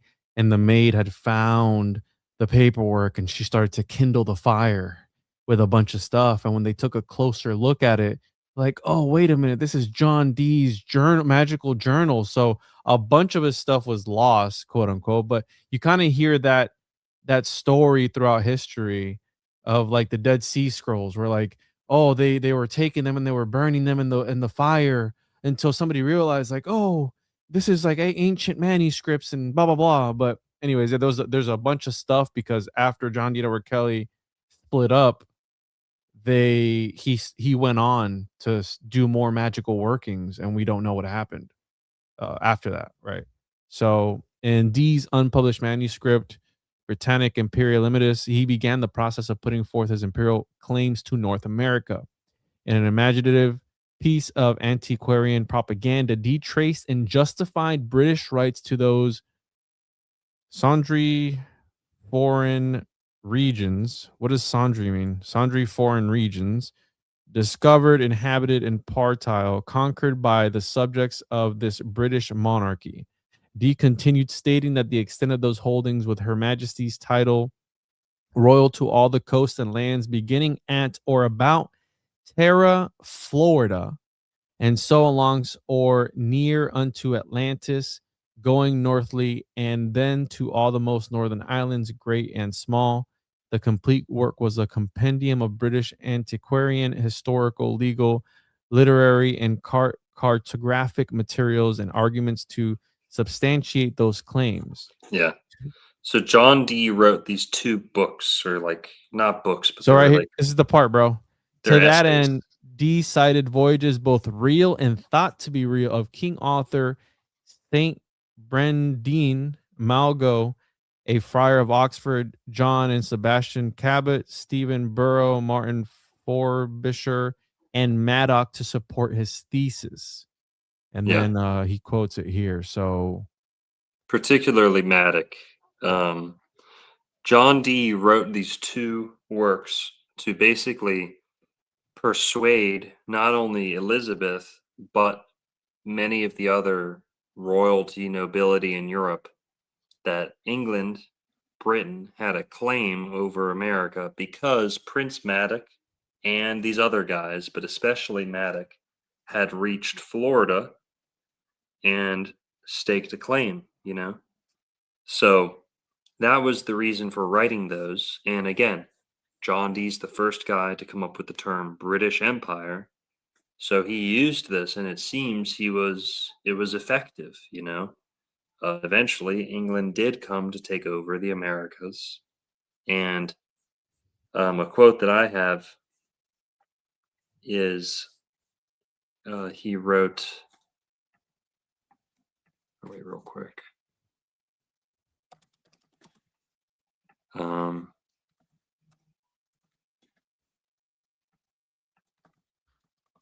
John Dee wrote. Juan just read most of it, but he was like quoting other people who wrote about it. He's compiling like excerpts other people had written. But the one sentence that is important, in 1580 to Elizabeth, he said, "The Lord Madoc, son to Owen Gwynedd, Prince of Gwynedd, I don't know how to pronounce that. oh, it's right Gwynedd, I here. think. Led a colony and inhabited in Terra, Florida, or thereabouts." So he's saying Madoc made it to Florida, and for the record, Florida meant all of the southeastern United States, maybe even all of North America, but especially Florida, the peninsula, Florida. And John Dee was aware of. John Dee was also a cartographer, so he was very aware of like the geography over here, what it looked like. But and the Spanish, he's writing this because the Spanish and the French are poking around in Florida. That's why he's really writing this. So this really does have a lot to do with Florida. Those filthy Um, Spaniards. You don't want them taking over. Now, also, um, John Dee never made it to Florida, but some of his kind of disciples or successors did. So we all know who Aleister Crowley is. Can we go to Aleister Crowley's Wikipedia for a sec? Do you want to go down a rabbit hole? Have you ever heard of John Dee's Tower? No. Well, we'll save that for another episode. But okay, yeah, let's save that for another episode because there is something really interesting. There you go, Aleister Crowley, which, by the way, Jack Parsons and L. Ron Hubbard, I believe it was Aleister Crowley that said he was the reincarnation of Edward Kelly. I don't remember. Crowley believed he was the reincarnation of William Blake. I do know that. But so Aleister Crowley, that's what he looked like. Scroll up a little. Give me 1 second.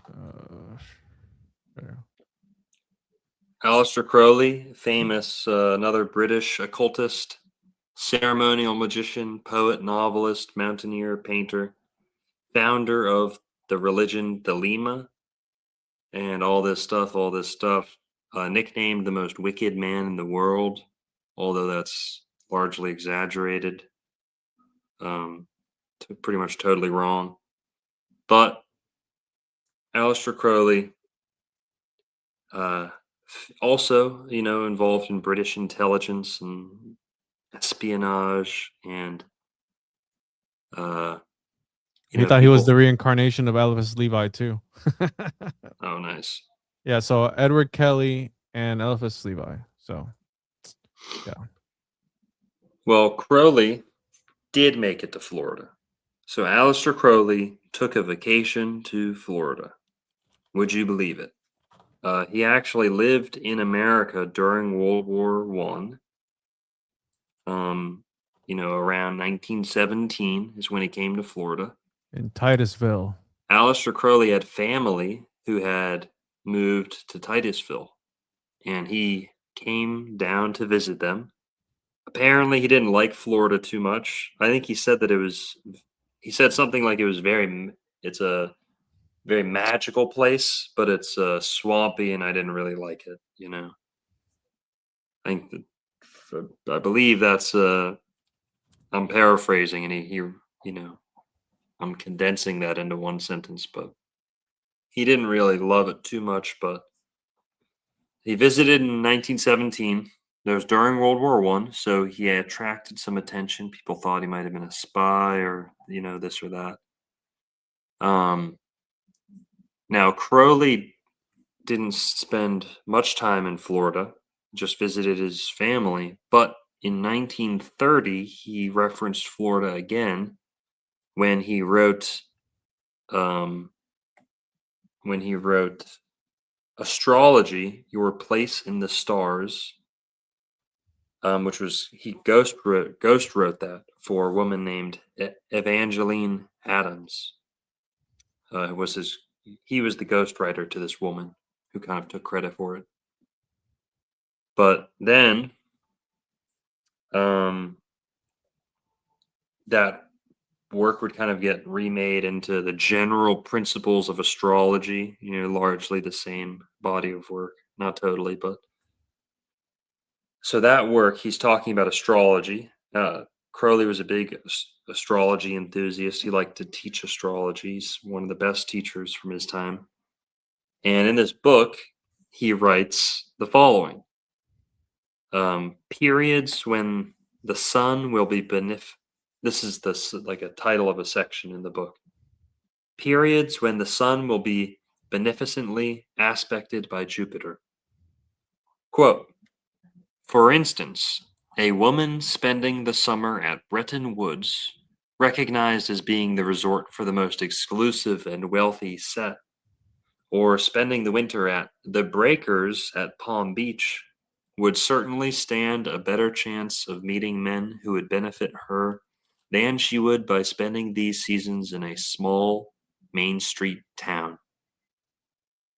End quote. So Crowley's saying, if you're a rich woman, you're looking to meet a rich husband, go to the Breakers. Or if Jupiter is in your chart in this one, location, you're supposed to meet a rich husband, not a poor husband. So go to the Breakers, you'll find who you're supposed to there. This is kind of what he's saying. So he was at least familiar with the Breakers a little bit, had either heard of the reputation or maybe even made it down there himself. I don't know if the timing works out on that because he wrote that in 1930. He visited Florida in 1917, but he knew what the Breakers was and he referenced it. So that's Palm Beach Island, where a lot of the stars and people still hang out today. But all right, Crowley doesn't spend too much time in Florida, but Is it Henry Flagler hotel? Yep. Wow. And I Yep, told you I just went to the Flagler Museum in St. Augustine recently. Yeah, Flagler College. Pretty dope. Yeah, that's cool. So Crowley didn't spend too long in Florida, but one of his disciples did. Jack Parsons. Can we go to Jack Parsons' Wikipedia. Yeah, and I got something here too that I want to talk about. So Jack Parsons, which essentially helped establish what is NASA today. yep. JPL, Jet Propulsion Laboratory. He was a pupil of Crowley. In 1 sec, I'll be right back. Yeah, he was a pupil of Crowley, and they definitely knew about each other. He saw him as his magical son. This is the satanic rocket scientist who, at one point in time, came to Florida after doing these magical seances in the desert using Enochian magic with L. Ron Hubbard. They invoked, I forgot which deity they invoked, but they were doing some sexual Yeah. Well, Enochian magic. So Crowley kind of takes Parsons as like a disciple or an understudy, and Crowley kind of likes him, but he's hesitant. He's willing to drop him, if he doesn't like him. But Parsons, who's really obsessed with Crowley, then meets L. Ron Hubbard, a young L. Ron Hubbard. And L. Ron Hubbard then uh, becomes close friends with Parsons, and Parsons is kind of torn between Crowley and Hubbard. He wanted to introduce Hubbard to Crowley. People think Hubbard and Crowley met, they never met. I think Parsons barely met Crowley, only once or a couple times, and most of their relationship was through letters, correspondence. So he would write back like, "Oh, I just met this Hubbard guy. He's amazing. He's a genius. I want to introduce him to you." Crowley was like, "I don't like the sound of him. Everything you told me about him, I don't like. Like, forget him."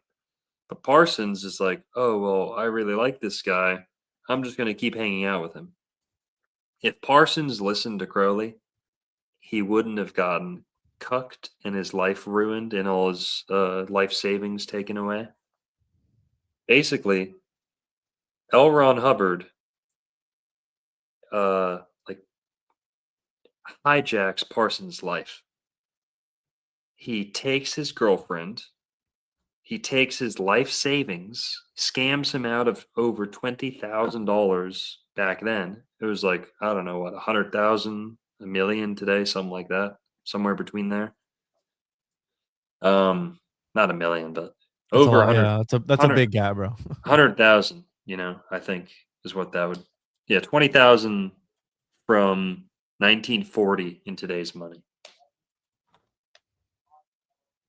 So L. Ron Hubbard took approximately 10,000 to over 20,000 from Jack Parsons in Yeah, but see 1946. how much that is in today's money. So 1946, let's say 20K in 1946 to 2026. So 300,000. I was exactly right. It's between 100,000 and you 1 said million. $1 million, bro. I Be quiet. Roll the tape. Roll the tape. All right. I said between 100,000 and $1 million. That's a big gap, bro. Right here. And that's exactly where the sum is in that gap. That's crazy, bro. That's a lot of money. That is a lot of money. So he scams him out of $300,000, steals his bitch. Okay, hang on. I need to be respectful. Because this wasn't just any old girlfriend, okay? This is kind of fucked up. We gotta get serious for a sec.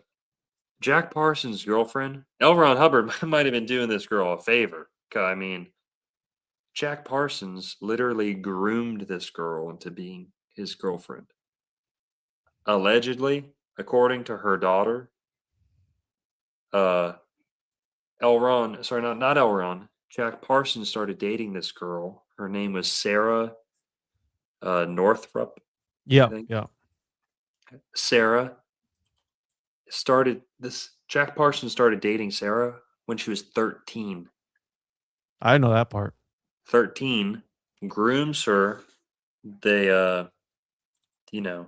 eventually meets Elrond. She ends up marrying Elrond when she's an adult, later on. But so it's not, don't feel too bad for Jack Parsons over here, okay? Elrond stole his victim, basically. His abuse victim. But takes all his money, takes his girlfriend, and then leaves. Parsons tried to go to court against them, try to put like a restraining order or like a temporary injunction on them, but they escaped to Florida. So they're like, fuck it, fuck the judge, just move down to Florida, like a lot of people do. All these scammers escape to Florida, like make a new life for themselves. They escape to Florida, they're hiding, and L. Ron Hubbard, he's fucking hilarious. He starts buying all these yachts. He's like racking up. He's got like Parsons' credit card or like his account number. He's like, you guys, free drinks on me, whole round on me. He's paying for everyone's drinks, and he's buying all these boats. And he gets all these boats in like multiple yachts, and that's how he like starts building the fleet of Scientology. So he's stole this guy's credit card pretty much, spending it on yachts, and they're sailing these yachts around the world, and that's kind of how Scientology starts. But before they leave Florida, Hubbard's buying these boats. He's running away from Parsons. Parsons chases them to Florida.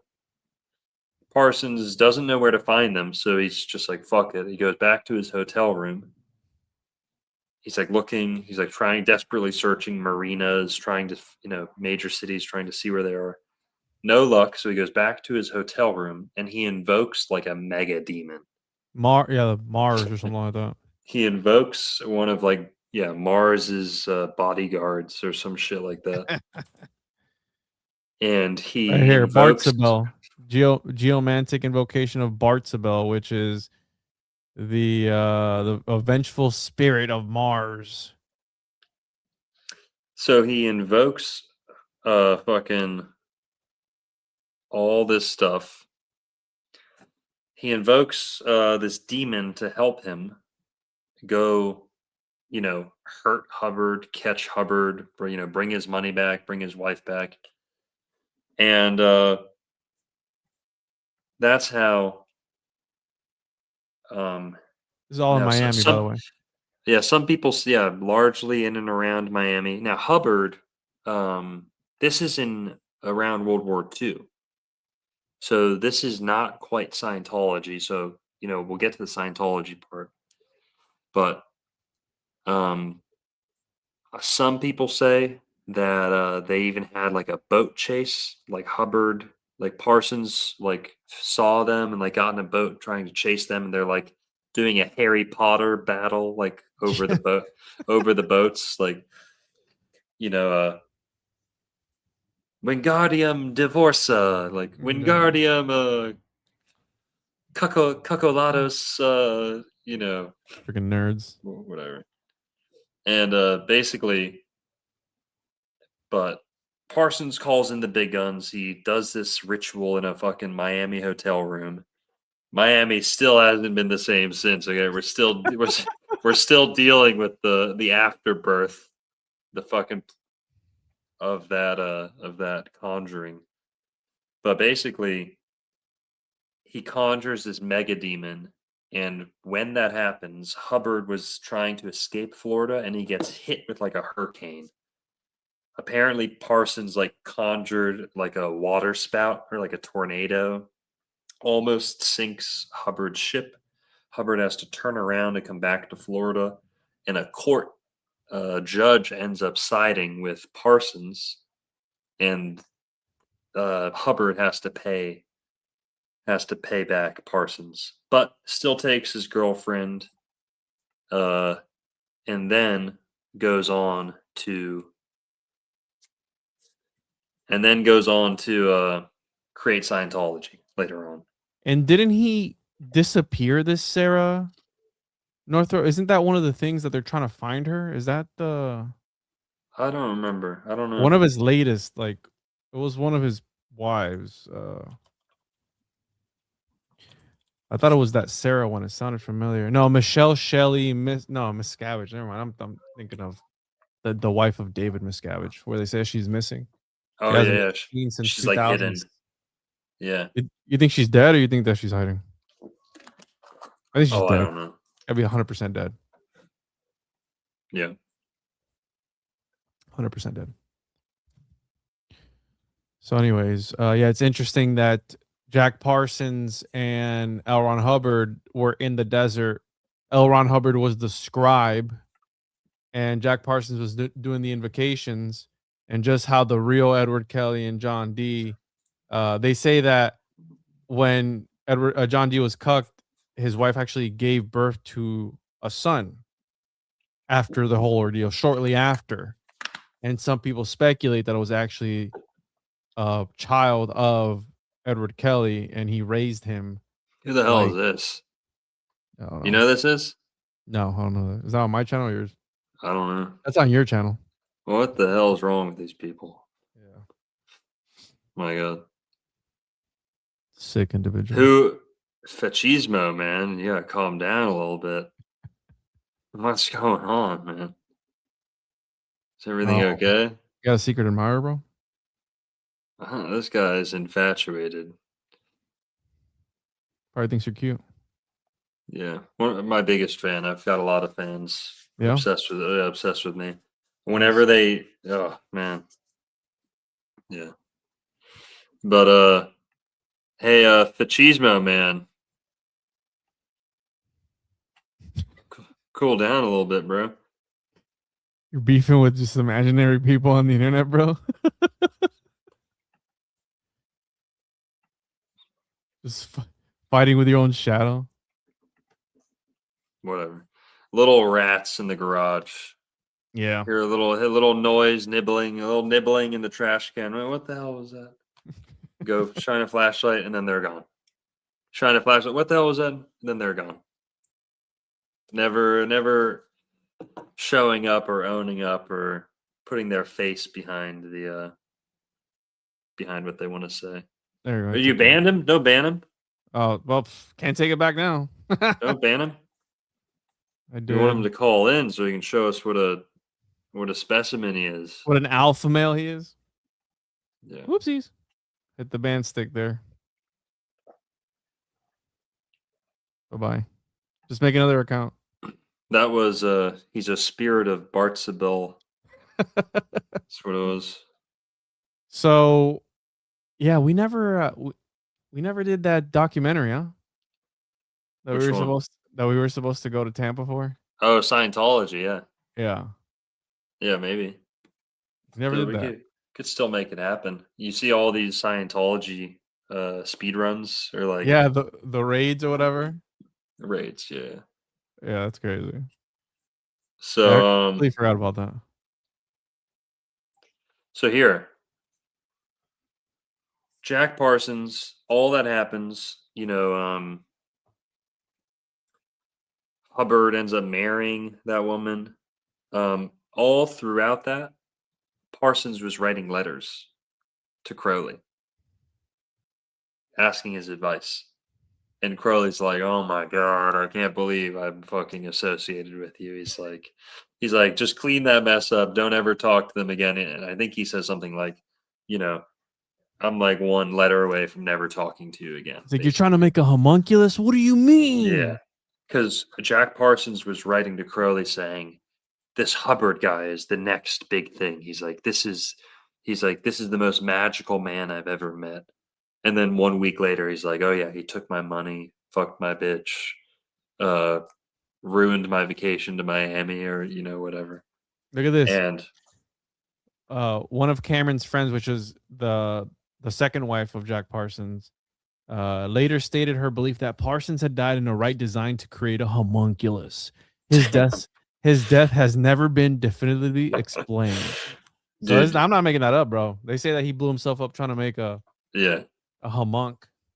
What a loser.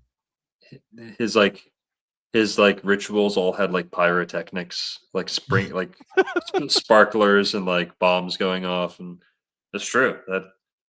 But that kind of reminds me of Aleister Crowley is said to have banged a dude to death. Wait, what? Have you heard about that? You talking about Vic? Is it Victor or something like that? Yeah, search. Did Aleister Crowley bang a guy to death? I'm sure he reamed him out. I don't know if he banged him to death though. Hold on, let me take my screen off here. Look it up. He literally. It was like in the middle of the desert or something. Yeah, you're talking about Victor Nuremberg or something like that. Maybe. Oh my god. Take my screen here. There you go. He was a poet, an intimate associate of Aleister Crowley.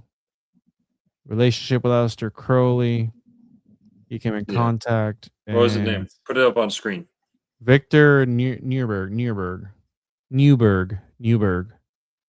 So I believe he died during a ritual too. No, I don't believe he died. I think he got like super spooked right here. So Crowley initiated Newberg into his magical order, the AA, in which he took the magical name Frater Omnia Vincem. Crowley also began an extended sentimental and sexual relationship with Newberg. In 1909, Crowley took Newberg to the Algiers and they set off into the desert where they performed a series of occult rituals based on the Enochian system of Dr. John Dee, later chronicled The Vision and the Voice. In the midst of these rituals, Crowley put the ideas of sex and magic together. They performed his first sex magic rituals. Newberg's anthology of poems dates from these. No, I don't think he died. He didn't die. All right, this is a different guy then. He really gave it to him that day, though. Huh? What do you say? You reamed him out? He reamed. Yeah, he was reaming him out, bro. You're nailing me, bro. Aleister Crowley was the one getting banged. Oh no! So right here. Back in London, Newberg showed potential as a dancer. So Crowley gave him a leading role in his proto-performance art pieces, Rites of Ulysses. Newberg also pursued whatever, dude. A doomed relationship with the actress. Never mind. Oh. No. Death. There you go. He died from tuberculosis, bro. The one that I think you're thinking about is the mountaineer that Crowley took one time. And like he was a mountaineer, he would climb mountains, right? And he would take these people with him and he would just leave them. And there was a guy that happened once. There was like a snowstorm and he had to leave, and people argued whether it was his magic killed everyone on the mountain with him. Here we go. Hold on. During a controversial 1905 expedition, occultist climber Aleister Crowley arguably left team members to die after a fatal avalanche. I would believe that. If he freaking just left them, he seems like that kind of guy. Okay. I think Raoul Loveday. Raoul Loveday. I think that was his name. Yeah, search him up. We're talking about some esoteric stuff. Was a young Oxford devoted follower who died at the Abbey of you're talking. Oh, yes. You're talking about this where but he got sick from drinking something. Yeah, was blaming his wife. Oh, so his death in 1923 from acute enteric fever, allegedly caused by drinking from a polluted stream against advice, was blamed by his wife Betty May on Crowley's rituals, fueling tabloid. Yeah. I remember that. Yeah, so they shut that place down. Yes. Oh, so something like that. I don't know. I might be confusing two stories there, but I mean, this is different than being banged to death. Yeah, screwed to death. I could have sworn that happened. Like he literally banged a full-grown man to death. Here we are spreading lies about Crowley. Yeah, as if it wasn't ugly enough. But all right, not far from the truth. But So all right, who cares? But all right, so now L. Ron Hubbard, that was around World War II. Well, L. Ron Hubbard ends up going back to Florida. Okay, he goes back to Florida in 1975 when he's on the run from the police. Now he's on the run from the law. Before he was on the run from like more of a civil dispute. Now he has the law after him. He's in hiding, and his let's go to L. Ron Hubbard for a sec, please. Yeah, somebody said, so he wasn't gay? I go, he was bi. Same thing. Yeah. Where do you want to go? Spies gayer than gay. Yeah, it's the same thing. Yeah. Either you're gay or you're not gay. You can't be in between. All right. What do you want me to look up? Go to Hubbard's Wikipedia just so we can look at him. But L. Ron Hubbard goes back to Florida in 1975 with his what's the word? His Look at this fleet, guy. his fleet of ships and yachts, and they're off the coast of Florida, just hanging out. And Elron's kind of sick. I don't know if his wife was sick, but he was kind of feeling under the weather, so he needed a place to just sit and like stay and rest, relax. And Florida was that place for them. So another great, influential man who came to Florida for health, came to Florida for recovery, rejuvenation, and we get Scientology because of it. So they're off the coast of Florida, and Hubbard starts buying property in Florida. He gets a hotel in Daytona. He buys a condo in Dunedin, which is over there near Tampa. And then now listen, the condo in Dunedin. Dunedin's a really nice, quiet, beautiful little town. When he leaves the house, when it passes to someone else's possession, they left a cache of heavy weaponry, like assault rifles and machine guns. You listening to this? L. Ron Hubbard Yeah. left like a box of guns in this condo, like a ton, like a bunch of guns, enough to like equip a small like fighting force. And he never got in trouble for it. They weren't sure what to do with it, but he left these guns there and never came back for them. I And think then he was a government asset because wasn't he sent in to spy on? Oh, there's a conspiracy that he was sent in by the CIA to spy on Jack Parsons.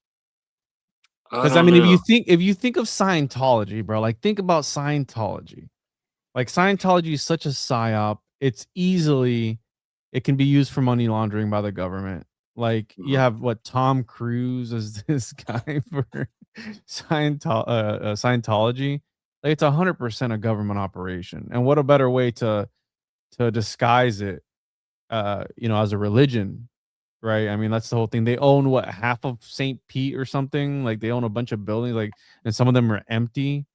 And like, what do they do? It's like I think it's a government operation, and that's maybe why he didn't get in trouble from maybe he was trying to overthrow. I don't know. Yeah, maybe. So I think he's 100% a Fed. Well, maybe. But he's in Florida. He leaves all these guns behind, and it's around this time that the Sea Org purchases this big hotel in Clearwater, Florida. This big, big historic hotel that looks like a castle. Huge. That is the actual headquarters of Scientology.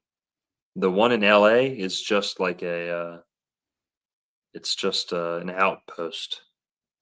Clearwater, Florida is their capital. This worldwide spiritual headquarters of Earth is what they call this place.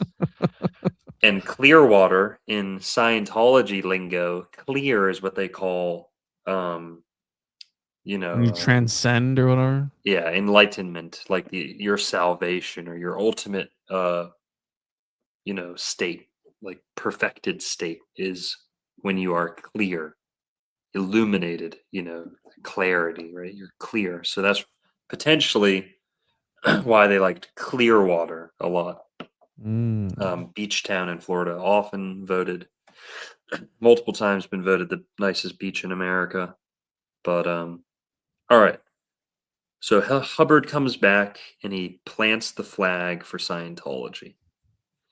Well, that's Crowley, Parsons, and then Hubbard we talked about, who are kind of the three most popular, not maybe Hubbard, but the three most popular occultists, magicians, after Dee's time. Crowley for sure. Jack Parsons is a big one. Hubbard, not so much, but he's an influential guy nonetheless. So, what was Dee's like actual connection to Florida or America, the Cherokee alphabet? We don't really see that strong of a link with those guys. They knew who Dee was. They came to America. Did they explain these connections?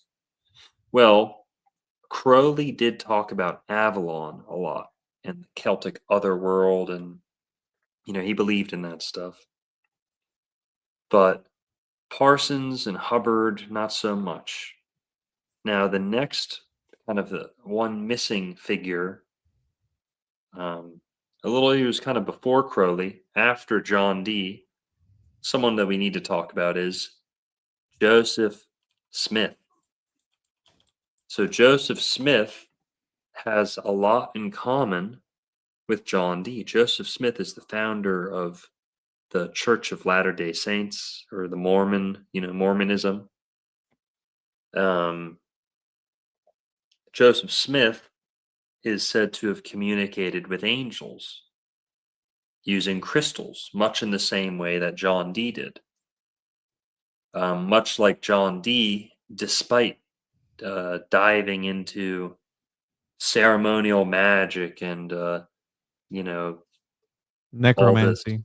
necromancy, alchemy, all this stuff, despite going in those directions, it's still with this Christian foundation.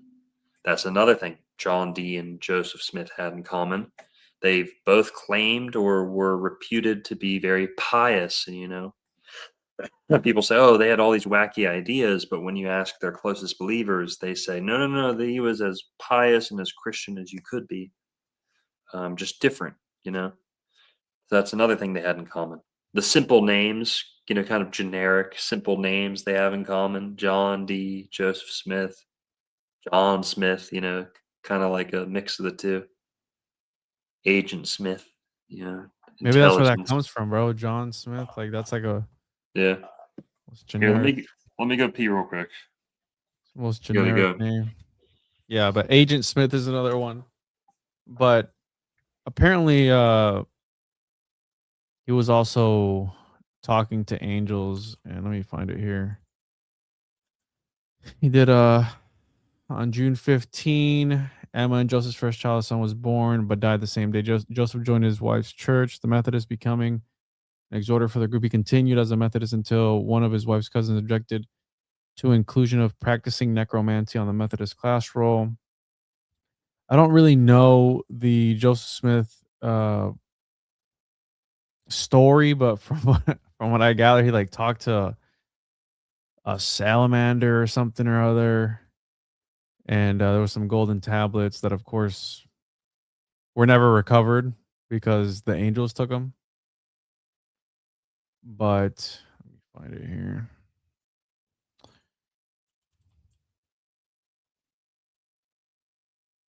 Let's see.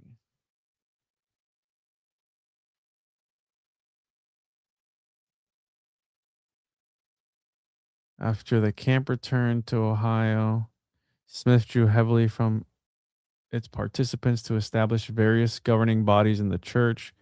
He gave a revelation announcing that in order to redeem Zion, his followers would have to receive an endowment in the Kirtland Temple, which he and his followers constructed in March 1836. At the temple's dedication, many who received the endowment reported seeing visions of angels and engaged in prophesying and speaking in tongues. This is in 1836. Yo, Longo, can you tell a story about Joseph Smith and the salamander or something like that?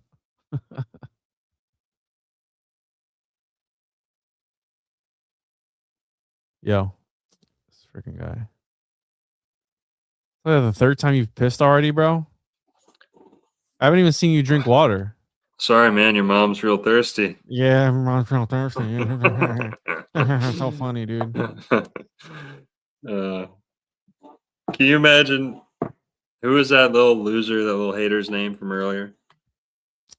Can you imagine being that much of just a gay little loser? A chode? I've never even heard of you, bro. He said that? No I wasn't even idea. reading, bro. No idea who you are, and you're obsessed with me, trying to get my attention, obsessed with saying negative things. Oh, he got it. Imagine being that obsessed with someone that's just like desperate for attention. That I don't know, jealous. Is there something you're jealous of? Yeah, why do I look like I don't have eyebrows? Someone just. It's funny. This is the lights right here, I guess. But It's Elliot James. It's one of my yeah, mods. yeah, I'm missing my It's damn. it's the lighting. It's the Yeah, lighting. it's the light. It is the lighting. They're there, I promise. But What? What? That people uh, watch us? Is that a bad thing? yeah, don't talk shit about FNF, bro. Am I missing something? Is there an inside joke? I don't know.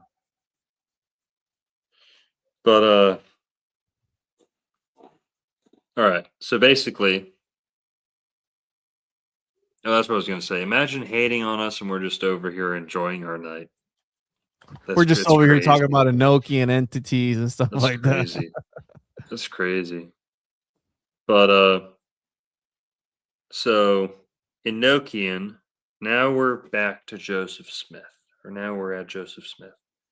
Um, we've already talked about Enoch, Enochian. Did you guys know that Joseph Smith has a lot in common with John Dee? We talked about the simple names, the Christian, foundation, um, the interest in mysticism, and like, what's the word? Not scrying, but scrying's part of it. But Prophesizing? yeah, prophesying, divination, diviners, divinators, and um, okay, but John Dee talked to angels. What did the angels tell him to do? One of the things that he was told to do was to swap wives. Well, John Smith was told something. Joseph Smith was told something similar. Um, what's up with angels and polyamory? Well, ask Joseph Smith and John Dee. And then also, um, what else did they have in common? I think I read a list. They both received a language, a new language. So Joseph Smith received what he later called Reformed Egyptian. Can you search Reformed Egyptian? Oh yeah. I remember this. So now we're getting to another language, artificial language or This? Yep. Reformed Egyptian. Yep. What it looked like. Kind of like Enochian. I don't know, It's dude. Do you know it's any not. Mormons? I do, yeah. I don't want to be disrespectful, but I think they're full of shit. Yeah. I think it's It's a too cult. much. It's too much for you. I think it's a bit much. Yeah, no. So Yeah. recently, one of my But if friends, his wife, I got mixed up because he's like, "Oh, she's a Jehovah's Witness," and I was like, "Oh, does she have magical underwear?" Because he's a Christian and she's a Jehovah's Witness. He's like, "What are you talking about?" I was like, "Oh, wait, those are the Mormons. Never mind." yeah. I got the two mixed up, but yeah, it's Freemasonry for the whole family is what they call it. Right? It's Yeah. very Freemasonic in Yeah, nature. that part's true. Yeah. Yeah, it's like a Masonic religion. That's Yeah, one of the reasons Mormons have like a bad reputation is all the Mormons, or sorry, all the Freemasons in the world are pissed at Mormons for putting all their secrets out kind of more into the open, making a religion out of Masonry, but also welcoming women into a Freemasonic lodge is pretty much what Mormonism is. Um, really. they believe they're correcting Freemasonry, restoring it to its original perfect form. But before that, Joseph Smith, there's these golden plates that Joseph Smith discovers miraculously or is led to by an angel. He also has a shoe stone or like a little seer stone, a personal one that he uses. Um, he then uses like glasses. It's like glasses, and he has like a quartz glasses, and then a seer stone, and maybe one other thing. But he's got these articles or these instruments that he uses, like John Dee, to talk to an angel with a friend. He can't really do it by himself. He needs a friend or a scryer to kind of help him. Or I guess Joseph Smith would be the scryer himself, um, the clairvoyant himself, and then Oh, so this is like a little breakdown. The discovery on September 22nd, 1823, an angel identified as Moroni directed Smith to a hill near his home in Manchester, New York. There, Smith claimed to find the plates buried in a stone box, though he was not allowed to take them. The retrieval in 1827, after returning annually as instructed, Smith was finally permitted to retrieve the heavy plates on September 2nd, 1827. So 4 years later. And then the translation, Smith claimed the plates contained ancient Reformed Egyptian texts. He translated the writings into English using tools like a seer stone and the Urim and Thummim to yep, create the Book of Mormon, which he published in 1830. According to Smith, the golden plates were returned to the angel Moroni upon the completion of the translation and are no longer on earth. Right. How convenient. Again, I don't really know what the Book of Mormon says. I've never read it. I've never really looked into it, but I just seems a little sus to me. You know more about the Mormons than I do. Do yeah, they they're worship? cool. They're cool. No, yeah, Mormons are awesome. Mormons are cool. They do most things better than most people. Like they know the Bible better than most Christians. Do better at tests. They do better on. They go to get better educations. Their families do better. They have higher IQ. What? They Yeah, Mormons. I mean, they're doing something right. You can't deny that. What do you think it is? Um, they love families, family life. They're passionate about their religion. They're engaged. Like the kids are interested in it most of the time. And I don't know. I mean, it's fresh. I think fresh ideas are valuable too. And it's uniquely American. So it connects America to the Bible, which I'm all about. I love that stuff. Not just arbitrarily, but it really, makes a case that basically Mormons believe ancient Israelites went to America and influenced the Native Americans and left their mark on America. They also believe that Jesus visited America during his resurrection or during his burial, like the 3 days that he was. Is this fan fiction, bro? Is that what they're writing? I mean, a little bit, kind of. But remember, we do know, at least I know, I'm convinced Israelites or Hebrews made it to America. Now, can we blame the Mormons for trying to come up with an explanation for that? Christopher Columbus believed the Garden of Eden was in America, and the Native Americans were, uh, descended from some biblical people, Israelites, someone. So Christopher Columbus believed something very similar. Joseph Smith comes around later, and many other people believed that too. E. Calloway believed the Garden of Eden was in Florida. So the Mormons believe the Garden of Eden's in America. We started out this show talking about how the Welsh believed their kind of Garden of Eden, Garden of Apples, the Otherworld was in America across the Atlantic. So we're seeing some synchronicities here. But what's really important is Joseph Smith claimed to, unearth this language in America, this alphabet language. Well, he called it Reformed Egyptian, and so many anti-Mormons and Joseph Smith haters say, well, that's a made-up religion. There's no such thing as Reformed Egyptian in America. Well, he called it Reformed Egyptian because it was not quite phonetic. It was more like hieroglyphic, where a word has a symbol instead of a letter. There were letters in it, but its main system was hieroglyphic, if I'm not mistaken. Like that. Yeah, Like so this one. reformed Egyptian, it's like hieroglyphs. Mm-hmm. And experts say it has no connection to Egyptian whatsoever, so he's just making shit up. Well, that is until we look at the Micmac language. Can you search Micmac Ooh, the language? Micmacs. Micmac, yeah.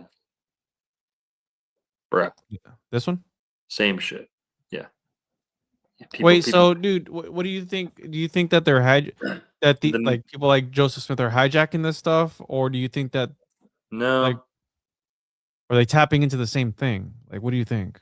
tapping into, I'd more agree with. I think the Mormons took, or Joseph Smith, I think this is what I think happened. Joseph Smith knew that that the Americas had something to do with the Bible. He didn't know what. He knew that the Native Americans were in some way related to the Israelites or the Hebrews, that some Israelites came to America and left some mark, made some influence. He also thought, he also knew, perhaps from digging in graves and, mound digging, which is what he did as a young kid, growing up, teenager. He would treasure hunt, dig through mounds, try and find old artifacts. And he found all these things: old bones, giant bones, extinct animals. I think he knew that horses and elephants had lived in America before. So he knew there was all these extinct animals. So Joseph Smith, as a young boy with an imagination, he's digging through all these old mounds, finding all this stuff. And he comes up with this explanation. I think he tried to fill in all the gaps and say, well, no one's explained how these Israelites came to America. Well, I'm going to do it. I'm going to explain. I kind of sympathize with the guy. I mean, that's kind of what I'm trying to do with E. Calloway and the Garden of Eden and linking the Bible to America. Not just because, but because we think there's an actual link there. Um, Joseph Smith was doing this, and I think he was doing his best to explain it. But yes, uh, venturing into the realm of like pure fiction and pure fantasy, or uh, there are bones and horses. There's bones of horses and elephants in America, but his timeline was like way off. That's what the experts say. So he's taking bits of truth, and the way he's filling in the gaps is from his imagination or his genius or his ability to mythologize, whatever you want to call it. Basically, yes, fan fiction on the Bible. He comes up, tries to explain this. How did they make it to America? Why are there Israelite uh, traits in Native Americans? And what he gets at is the Book of Mormon. But this language, did the language come out of thin air too? I think he may have seen that language or had come into contact with it and tried to frame it in his own way. The Micmac, by the way, Micmac kind of sounds pretty Welsh or Celtic, doesn't it? Micmac, right? Madoc, Mac, Mick, McDonald's, MacGregor, Micmac. They're like Celtic almost. And the Micmac tribe are the Native Americans who have the longest record of visitors. They are most aware of all the visitors who've came to America. So the Micmac tribe says, their flag is like a Templar flag. It's they the Micmacs say that they remember the Vikings coming, they remember the Templars coming, they remember the Welsh, the Basque, Portuguese. They say, oh yeah, we know all this, we know all these people. We've been Oh, here all shout out along. Old World Micmac too, by the way. Is he still Yeah, around? shout out to Old World Micmac. He's in the chat a lot of the time. Great guy. Good research. But Micmac, their language, they actually had a language. So Sequoia invented the Cherokee syllabary, but allegedly the Micmac language or alphabet had already been there. They've had it the whole time. So search Micmac alphabet, please.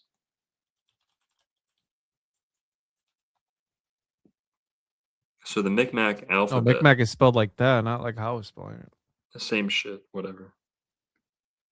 Fucking. if So disrespectful, bro. if I would. if they don't act right, I'm gonna call them the fucking Big Mac tribe. How about that? All right, which one out of all these? You see, like, there's this. Just There's search. I don't know. Is there a Wikipedia for it? Micmac Yeah. alphabet. Micmac language. Maybe the Micmac. alphabet's on there. Micmac. Yeah, there it is. The Bible in Micmac language, 1863. Oh, Writing system, yeah. Nagasi. Man, we could use some Nagasi signs and Naga. Hang on. Naga, see that stop sign over there? I don't know. Y'all Naga, see that stop sign over? I don't know. Never mind. It says the Micmac. Here, I just had it. Sample text of Micmac Yeah, zoom in. hieroglyphic script. Let people see it, what it looks like. It really does look Egyptian. So looks one like- symbol means It literally looks like a mix between Egyptian and John Dee's Enochian. yeah, that one especially right here. Yep, they Look look at that. Enochian. Yeah. Now, they've been using this language for a long time. See if you can. I'm going to search. How old is Mick?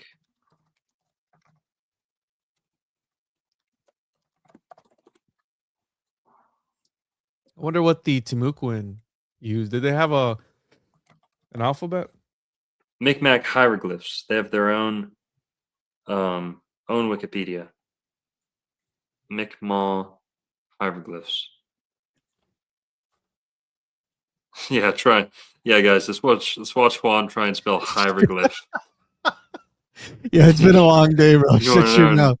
And entertaining. Shut your ass up, bro.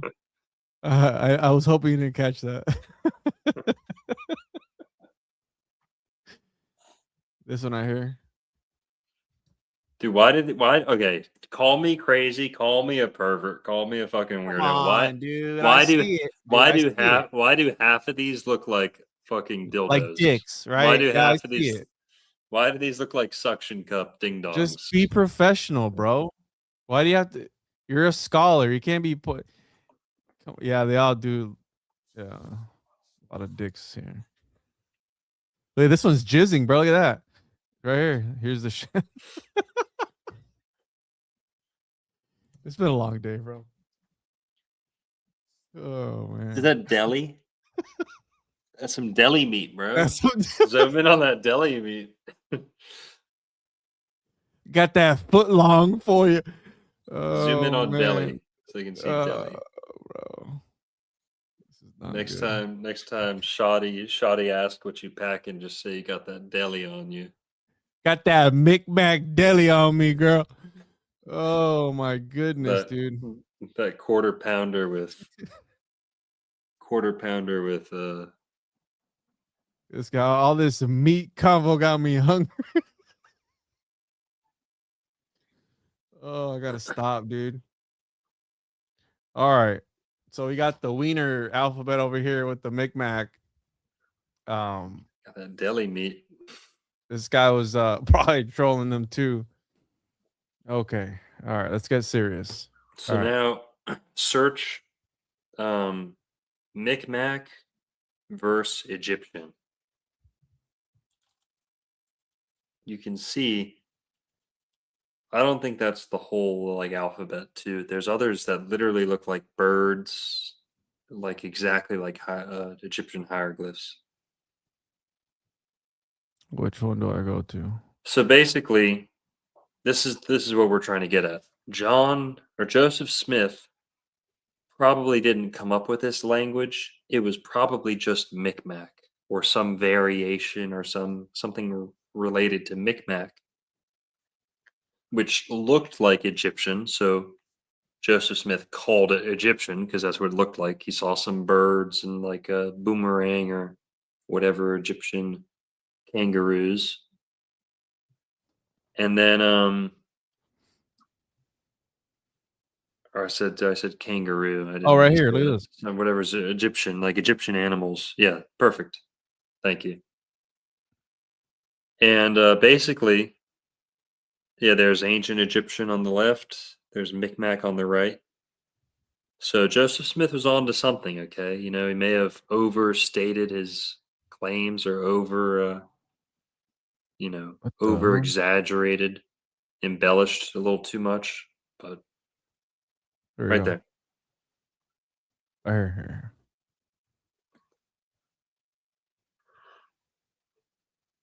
So basically, some of these Native American languages may literally have came from angels or demons, not the white man. The white man may have helped some of these tribes like write this stuff down on paper for the first time, but yeah, This one here is kind of creepy, where it's like very similar, yeah, almost like did because isn't there talks, or I know for a fact there's talks of a was it a no Egyptians making it to Australia or something? Have you seen that? yeah. I've heard of that. Have you heard of like the Egyptian temples that they supposedly found at the Grand Canyon and they covered it up by the Smithsonian Yeah, we and got all a that book on. stuff? We got a book on that. Yeah. So it's like, what if these people came over and like they were just passing it on? And it Yeah, kind of plays into what you always talk about, like the Fertile Crescent was actually in the Gulf of Mexico and yeah. not where the mainstream says, Well, here's right? what's crazy. Okay, with this, we're trying to like connect things that maybe or maybe aren't connected. There's Look at certainly, this. It's like super. There's no way this like matches up yeah, that hard, bro. but um, we're trying to establish connections between these. There's no like totally official connection. Um, before we get too far away from Joseph Smith and John Dee, can you just keyword search Joseph Smith, John Dee? Many people have tried to point out how many similarities they have in common, but something crazy is some people say Joseph Smith actually plagiarized John Dee. Now, this is a controversy too, but people think Joseph Smith may have scroll down, just scroll down a little, keep going. That one. This one? Wait, no, keep you. Oh, sorry, one more down, one more. This Yep, that one. Yeah, this one? yep. Did Joseph Smith plagiarize John Dee's The Secret Book of Madoc? What? Yep, zoom in so people can see it. So basically, people think that people think Joseph Smith took John Dee's story of Madoc taking a tribe. It's literally like the same story. So Prince Madoc, his family was arguing. There was a dispute in the kingdom, and he left because he didn't want to deal with the family drama and the political unrest. In Mormonism, they say that Lehi and his family left the Middle East for almost the same reason. And zoom in there, these quotes are kind of misattributed. So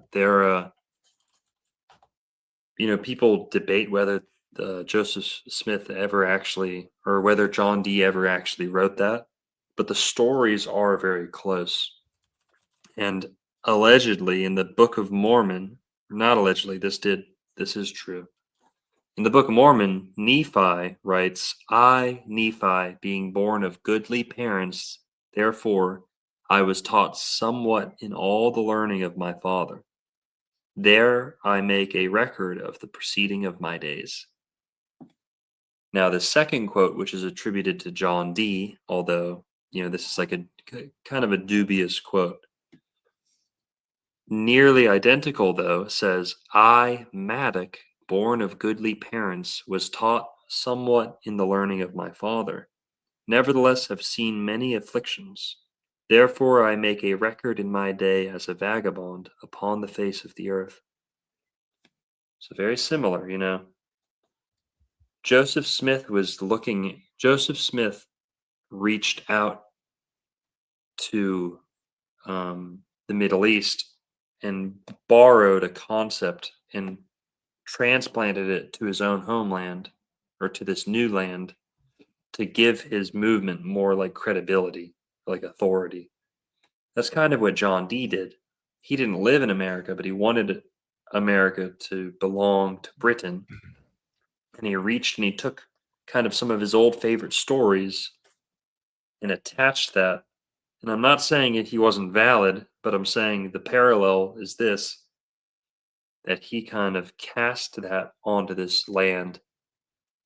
The story of someone sailing there, you know, therefore making it important or relevant to us because, you know, our ancestors or our old, you know, forefathers from the Bible, whatever. So there is a big parallel there. People debate whether John Dee ever actually wrote that or what, but a lot of anti-Mormons use this as like evidence. Oh, clearly Joseph Smith was just another John Dee wannabe, you know.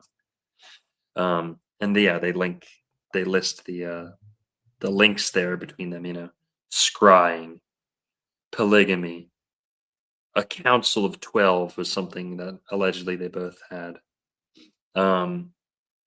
And Joseph Smith's interest in the occult also stemming back to in part John Dee and his disciples or whatever. But all right, Did he try to that's like resurrect his brother? Is that something that happened? I don't remember. I don't know. But so John Dee and Joseph Smith had quite a bit in common. But what's crazy is going back to Cherokee and Enochian, the Cherokee syllabary. Search that Cherokee syllabary, please. Cherokee. How do you spell it? SYLL. Slower. Yeah. Which one? Just go to the Wikipedia for it, please. So this one was created by a guy recently. Some oral traditions say that the alphabet was always there. That was just recently written down on like paper, kind of standardized. But Sequoia is credited with creating this. Sequoia was also an interesting guy, but basically, we're trying to, we were just talking about how Enochian kind of looks like Cherokee. They have at least 3 letters or characters in common.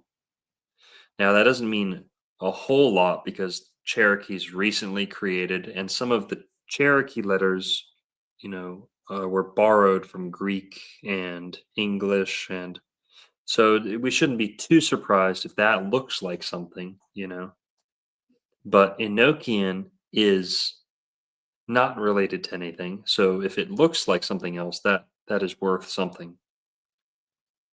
Now, the grand finale that kind of ties this all together. Enochian, Cherokee. Enochian, Cherokee. Enochian, Cherokee. What's the connection? Is it just these letters kind of look alike? Well, on my channel, I've already talked about the Enochian calendar. Enoch calendar. Did you guys know?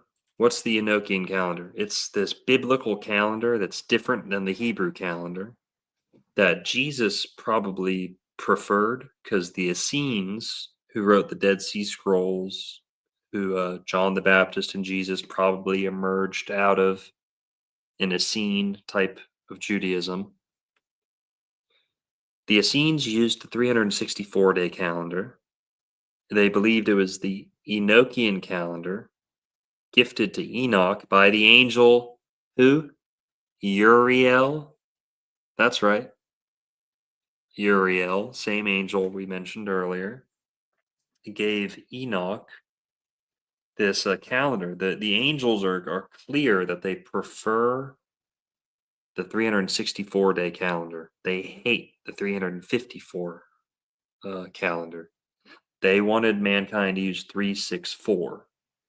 So, in the book of Enoch and I think in Jubilees it comes up, the angels are telling mankind, stop using your guys' corrupt calendar. It doesn't even work. The lunar calendar, stop staring at the moon. You're just worshiping the moon, you're just fixating on one part of it. Focus on the big picture a little. The solar calendar. Earth, it's not totally solar, but 364 days. That's what the Essenes used. That's what they used for all their holidays and their prophecy. And this is Jesus's community. Jesus's community did not observe Judaism the same way that the Jews in the city did in Jerusalem. Okay, they didn't do the Passover lamb. They didn't celebrate Passover even on the same day as the Pharisees and the Sadducees. The Essene calendar is the Enoch calendar, and the Essenes were the only ones trying to keep it alive because the Jews kept going back to the Hebrew calendar, the lunar calendar, or lunisolar. Well, guys, have you ever heard of the turtle shell calendar, the tortoise shell calendar, also known as the Cherokee calendar? Search Cherokee calendar.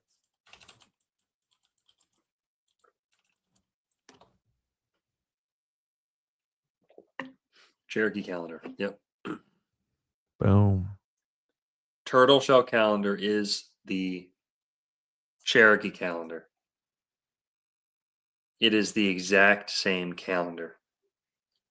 13 times 28 equals 364. Now hang on. Whoa. Whoa, hang on. Whoa, hang on. All eyes and ears on screen, okay? Someone just said 13 times 28. Yes, the math is correct. The math is right.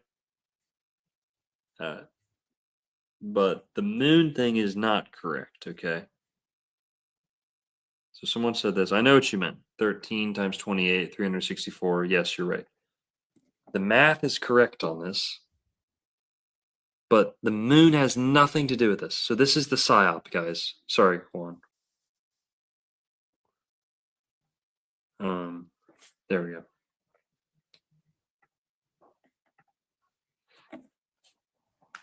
$364, 13 times 28. Guys, I want to tell you how bad the propaganda and the brainwashing and the parroting that goes on, where people just repeat what they hear. Someone sends them this reel where it's like, the real calendar is this. And it's some fucking fat dude on his couch pointing to someone else talking. They're talking. It's someone else. Someone off screen is like Juan's talking, and Juan's like, the Essenes used a 364-day calendar. It's 13 moons, 28. It's perfect. And then this fat little loser is just like pointing to someone else talking. All these people just repeat bullshit. They never check it for themselves. 13 times 28 is 364, but it has nothing to do with the moon. Nothing. Not even in the slightest. Nothing to do with the moon. 13 times 28, 364, nothing to do with the moon. They tell everyone that's a lunar calendar. All these Instagram posts, all these memes about the turtle shell calendar, the perfect calendar. It's the perfect system. They disconnected us from God's perfect calendar. No, people are just too fucking stupid to use it. And that's been going on for thousands of years since Enoch was getting told this by Uriel. Nothing to do with the moon. The Jewish calendar is the lunar calendar. 354 days, so 354. That's lunar calendar. 364 is not even solar. 364 has no basis in astronomy whatsoever. Unless we're adding one day, making it 365, that's a solar year. 364 has no basis in astronomy whatsoever. It's not the moon. Nothing to do with the moon phases, nothing to do with the full moon, none of that. That is purely what you've heard on Instagram, purely what you've seen on little memes and little whiny little, they took our calendar away from us.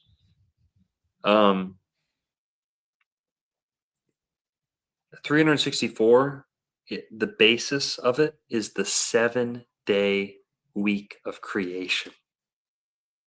The 364-day calendar, its main function is to keep the days of the week in order so that every month starts on the same day of the week. And every year starts on the same day of the week. So the days of the week aren't just arbitrarily cycling through the year. Like, it's May 15th right now, which is Friday, but next year, May 15th will be whatever day, random, In this system, God's, week, the Sabbath, 7-day cycle, comes it's at the forefront. You can't divide your months and your years into anything other than 7-day weeks. So it's nice and smooth, and it's there for what would you call it? Liturgical consistency or something like that. It's there to preserve the 7-day week, which we still have. It's just it's cycling arbitrarily, through our calendar. The week has nothing to do with the calendar today. That wasn't the case back then. Now, not all turtle shells have 13 times 28 on them. In fact, it's only some of them that have this. But yeah, so there's 28 small scoots on the rim, on the outer rim, and there's 13 larger scoots on the inside. 28 on the rim times 13 in the middle. That's 364. It just has nothing to do with the moon. So anyone who says this is God's perfect lunar calendar, wrong, idiot. But and then we can bring that back to Florida with because you said the gopher tortoise has this, right? Yep. And it's interesting because the gopher tortoise is known, what we were talking about earlier, as what they call it, an engineer. It's a keystone species. Oh yeah, dude, that's another show that we have to do, is just on the terms keystone species. Yeah. Because it's a Masonic thing. The keystone, the arch, the head of the arch, the archstone, keystone. Well, so this is the cornerstone. gopher tortoise in Florida, right? You got the gopher wood, and this particular tortoise, it burrows into the ground, and one of the things that it helps with is its burrows shelter other animals. Yeah. And protect other species. So, and the thing about this particular tortoise, bro, because in construction you have to do wetland delineations and things like that, and the whole environment, blah blah blah. Yeah, all that dumb fucking shit. All yeah. that dumb stuff. Yeah, I wish we cares?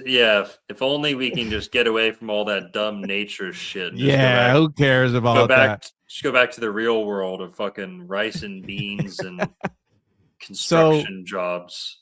These gopher tortoises are super protected, and if you find one of these tortoises, it's really expensive to get rid of, not get rid of it, but relocate, what they call relocating it. It's like 12 grand per gopher tortoise, and you have to be like certified and everything because they are, I believe they're endangered, and yeah, they're super important to the environment because they protect other species. And again, it goes back to the gopher wood, which is found in Florida, which is found, well, the FAG area, right? Mhm. And then you have the gopher wood, Yeah. the Noah's And Ark. so the gopher Noah's Ark was built out of gopher wood, and no one's ever been able to figure out where gopher wood grows. At least not in Eurasia. In America, though, we know exactly where gopher wood grows. It grows along the Appalachian River, the Apalachicola River, where the Appalachian Indians used to live, for which the Appalachian Mountains were named. Only along that little river does gopher wood grow. Now, gopher tortoises are found all over Florida, but nowhere. It's the only tortoise east of the Mississippi and the only land turtle in Florida, I believe. It's named for uh, half of its name comes from a giant. So the two guys who named the gopher tortoise, the guy who gave it the name gopher, Gopherus. uh, William Bartram, named it. He named it for a Indian word. The Indians called it gopher, and gopher means like to dig or to excavate, and that's why gophers are called gophers and gopher tortoises are called gophers because they both dig. So they dig, they burrow, they make these big holes. Now, gopher wood, gopher tortoise. Well, what does this have to do with Noah's Ark? Well, aside from being built from gopher wood, what does gopher mean? We don't really know. You know, the Native American meaning is like digging or excavating. But well, as far as what it meant back then, we don't really know. But there's the gopher tortoise has some connection. We don't know exactly what. It's going to be in my book though. If you want to buy the book Oh, in the beginning, this guy, bro. gopher wood. We don't know what it means, but there's the gopher tree, there's the gopher tortoise, there's a couple other species, the gopher fly, the gopher beetle, that live in Florida. So it's a Muskogee word, gopher. And don't believe this fake news about the French waffle, fucking blue waffle in French, whatever. Okay, gopher Bro, is an French Indian word. settlers. No, Muskogee Indian word. That's why there's a whole fucking family of Seminole Indians called Gopher Tom, Gopher Steve, Gopher, whole fucking family called with the Gopher, like the Gopher clan. Okay, Gopher schlong. that's an Indian word. Don't let these fucking fake etymology sites tell you anything. By the way, I'm right. This is not a conspiracy theory. Keyword search, Gopher and Muskogee. You'll see what I mean. This is the actual etymology of gopher. It's a Muskogee word. Muskegee. How do you spell it? Musk, Muskogee. Uh-huh. So yeah, Gopher King LLC, bro. your No. fucking chat GPT's fried, dude. You've been pumping so much cartoon porn out of your chat GPT. This thing's fried. What smell do gophers hate the most? Castor oil, peppermint oil, and coffee grounds. Gophers. We want to get rid of gophers. Castor oil, bro. Interesting. We'll You know search you can. Muskogean, maybe. Put AN at the end of there. Here? Yeah. Yeah, see if that pulls up something. Why is it saying king? Yeah, just search. Whatever. What are we looking for? Well, you challenged me that it's not Muskogee or that it's French or something, and No, you had the wrong etymology up on screen, I which trust. was No, that was just Edem online, bro. That was yeah, but well, still it was contradicting me, and I just just want a to regular show. guy, just researching stuff, bro. if you search Muskogean, you spell it right. Gopher, or just search is This one? gopher of Muskogee. Right here, this one. The word gopher likely originates from Muskegean, Yeah. source specifically related to Choctaw term kofusa, which means a hollow or an excavation. This term likely referred to burrowing habits of the Yep. animal, possibly starting as gopher or referring So to the yeah. gopher tortoise or Yep. being applied to pocket gophers. And that Yep. is found here, American Heritage Dictionary. So gophers only live in America. So when the Bible says gopher wood, that does not mean like rodent wood or the pocket gopher. You know, So they wait, you didn't. think that Noah's Ark came from the Americas and landed over in Turkey then over there? Yep. Or is it fake news? Yep. No, that's true.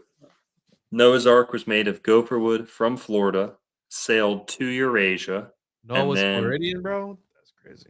yep, and he built the ark out of gopher wood that only grows along the Apalachicola River, which is probably the original Garden of Eden, and land of apples, the Welsh Otherworld. You know, everyone used to know about Florida back then. Everyone. And gopher wood, blah blah blah. But what does the gopher tortoise actually have to do with gopher wood and Noah's Ark? Like, you know, why the wood, the tortoise? What do they have to do with each other? Well, the Juan kind of talked about this a little bit already. The gopher tortoise does for other species what Noah's Ark did for the animals back then. The gopher tortoise builds its burrow, and it provides refuge for hundreds and hundreds of different species. If you want to get real fucking schizo, you want to know how many species exactly? Between 350 and 370, which is 364. Okay. I was gonna say Between 350 and 370 species. you couldn't help yourself, huh? How many days did Noah spend on the ark? Between 350 and 370? That's how many days Noah spent on the ark. That's how many species the gopher tortoise protects in its ark, its little underground refuge, kind of like an ark. And it's got a fucking calendar on its back. The thing's got a calendar on its back. So when Noah's building the ark out of gopher wood, I don't know what the wood has to do with the turtle, but I know that the tortoise has a fucking calendar on its back. That's the same amount of days Noah was on the ark, the same amount of species that the gopher tortoise protects. And that's the calendar that the angels are trying to tell humanity to use over the faulty lunar calendar. So I'm still working to connect the wood and the turtle as firmly as possible, but I think those are already some good connections. You seen the videos of people trying to save like tortoises and they just throw them in the water? Like, yeah, I saved this little guy from the road. And they Yeah. just chuck it into the lake. Well, here, since we're on that, okay, yes, most tortoises do drown, and gopher tortoises can drown too. But in salt water, just like humans, they can float a lot better. Can you search gopher tortoise float hurricane? Just that. Gopher tortoise float hurricane. And maybe we're gonna find another link to the Garden of Eden, or sorry, to Noah's Ark. Now go scroll down a little bit. This one? Yeah, The scroll hurricane. down. Yeah. Yeah, clip that one. Yeah, that one's good. Whoa. Bruh. A hurricane. Dozens. Swept. These bitches can survive floods, dude. Yeah, tortoises usually do sink. Oh, see, so I was thinking about that. I said, how I was like, Narco, you're full of shit, because if Noah, God flooded the earth, then what would have happened to the tortoises? They would have drowned. Like, they wouldn't be around for him to look at the calendar. and they Yeah. float. Well, something. I mean, they are pretty good at surviving storm surges. Um, I I wrote down like as many of those stories as I could in my in the book that I'm working on, where it says, or they talk about these hurricanes coming and blowing all these tortoises off their island to another island, and instead of like being devastated by it, their population explodes, and it's like the best thing that ever happened to them. So there's something Whoa, to this. The gopher look at that show. tortoise, yeah. And then okay, and then you know, so we're talking about how the Cherokee calendar and the Enoch calendar are like the same thing. But did you know that most of the Indians of the eastern United States literally have a Noah's Ark story, and that they call that Noah like Nana, like super close to Noah? Look it up. Native American Noah or something like that. Flood story No, just search Noah. We want to see who they're. It's like his name's like right here. Nana. Qatar, Qataristan. No, no, no. That's Northern Apache. Nigeria. That's west. That's too far west. We're talking about the eastern Indians. Just search Nana right after Nana. Noah. Yes, Noah and then Nana. Is that It's like Nanu or Nuna or something like that. based on the Native American Noah Nana historical Apache leader? Okay, hang on. Nah, bro, you gotta fire up your AI over there. Your AI is a little bit more conspiracy based than mine.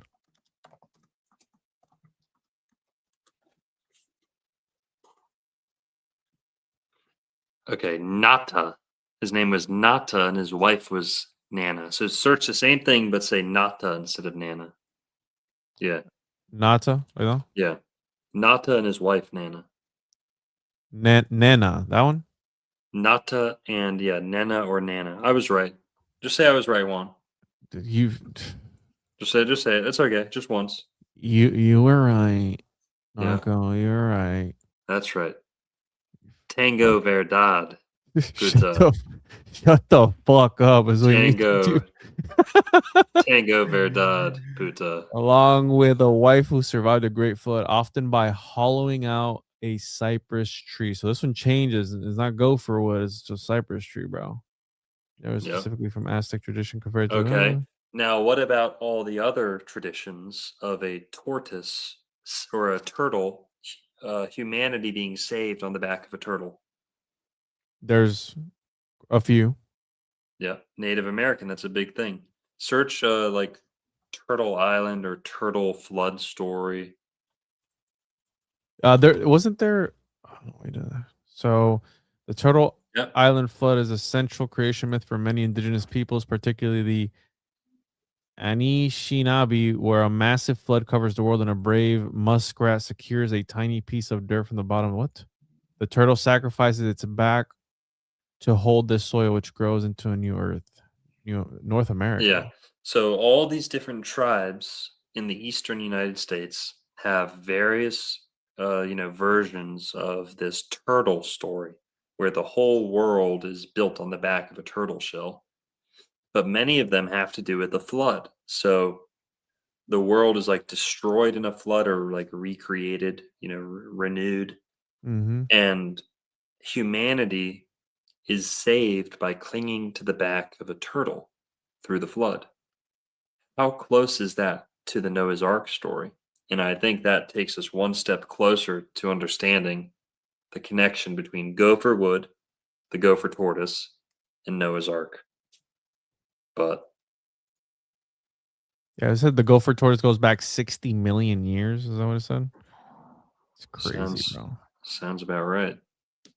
But how crazy is that? Cherokee calendar is the same as the Enoch calendar. The Cherokee syllabary may have a lot in common with the Enochian alphabet. John Dee was kind of using John Dee was linking the British to America. Joseph Smith was linking the Israelites to America. Whatever. All these parallels. Thank God for John Dee, right? Kinda. I don't know. I think he was a cool guy. If we wouldn't have got cucked, we wouldn't be here right now, dude. We'd be speaking French. For real. Bro, we were supposed to only do 2 hours. We're 3 hours in. That's all right. It was a good one. We got 500 in the chat for most of the stream. I have a job I have to be at tomorrow, so that's. I don't know if you know what that is. You know what a job is? Yeah, you can actually see my job behind me, where yours is just some shit we always hear about, and we don't ever see it until we go to the local strip mall or something and see a new parking lot or something. That's right. See, this is what my job. This is what my job looks like, and your job looks like your favorite park getting bulldozed. Killing gopher tortoises. The park stuff on there. Yeah. Mi trabajo es aquí. Shut up before I call ice on you, bro. Tu trabajo.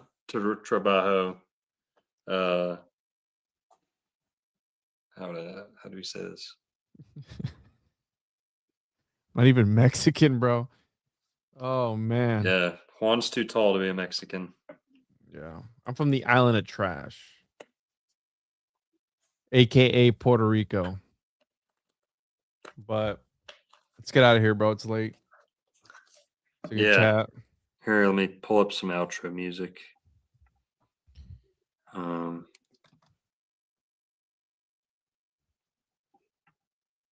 right, man. Guys, everyone go subscribe to Juan on Juan if you haven't already.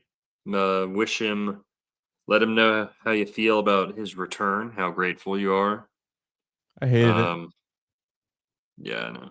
I'll be gone for another 10 or 12 months. So. Well, that's all right. Tell the people what you got going on this week, Juan. What do I got going on this week? Yep. Wild Indian, yeah.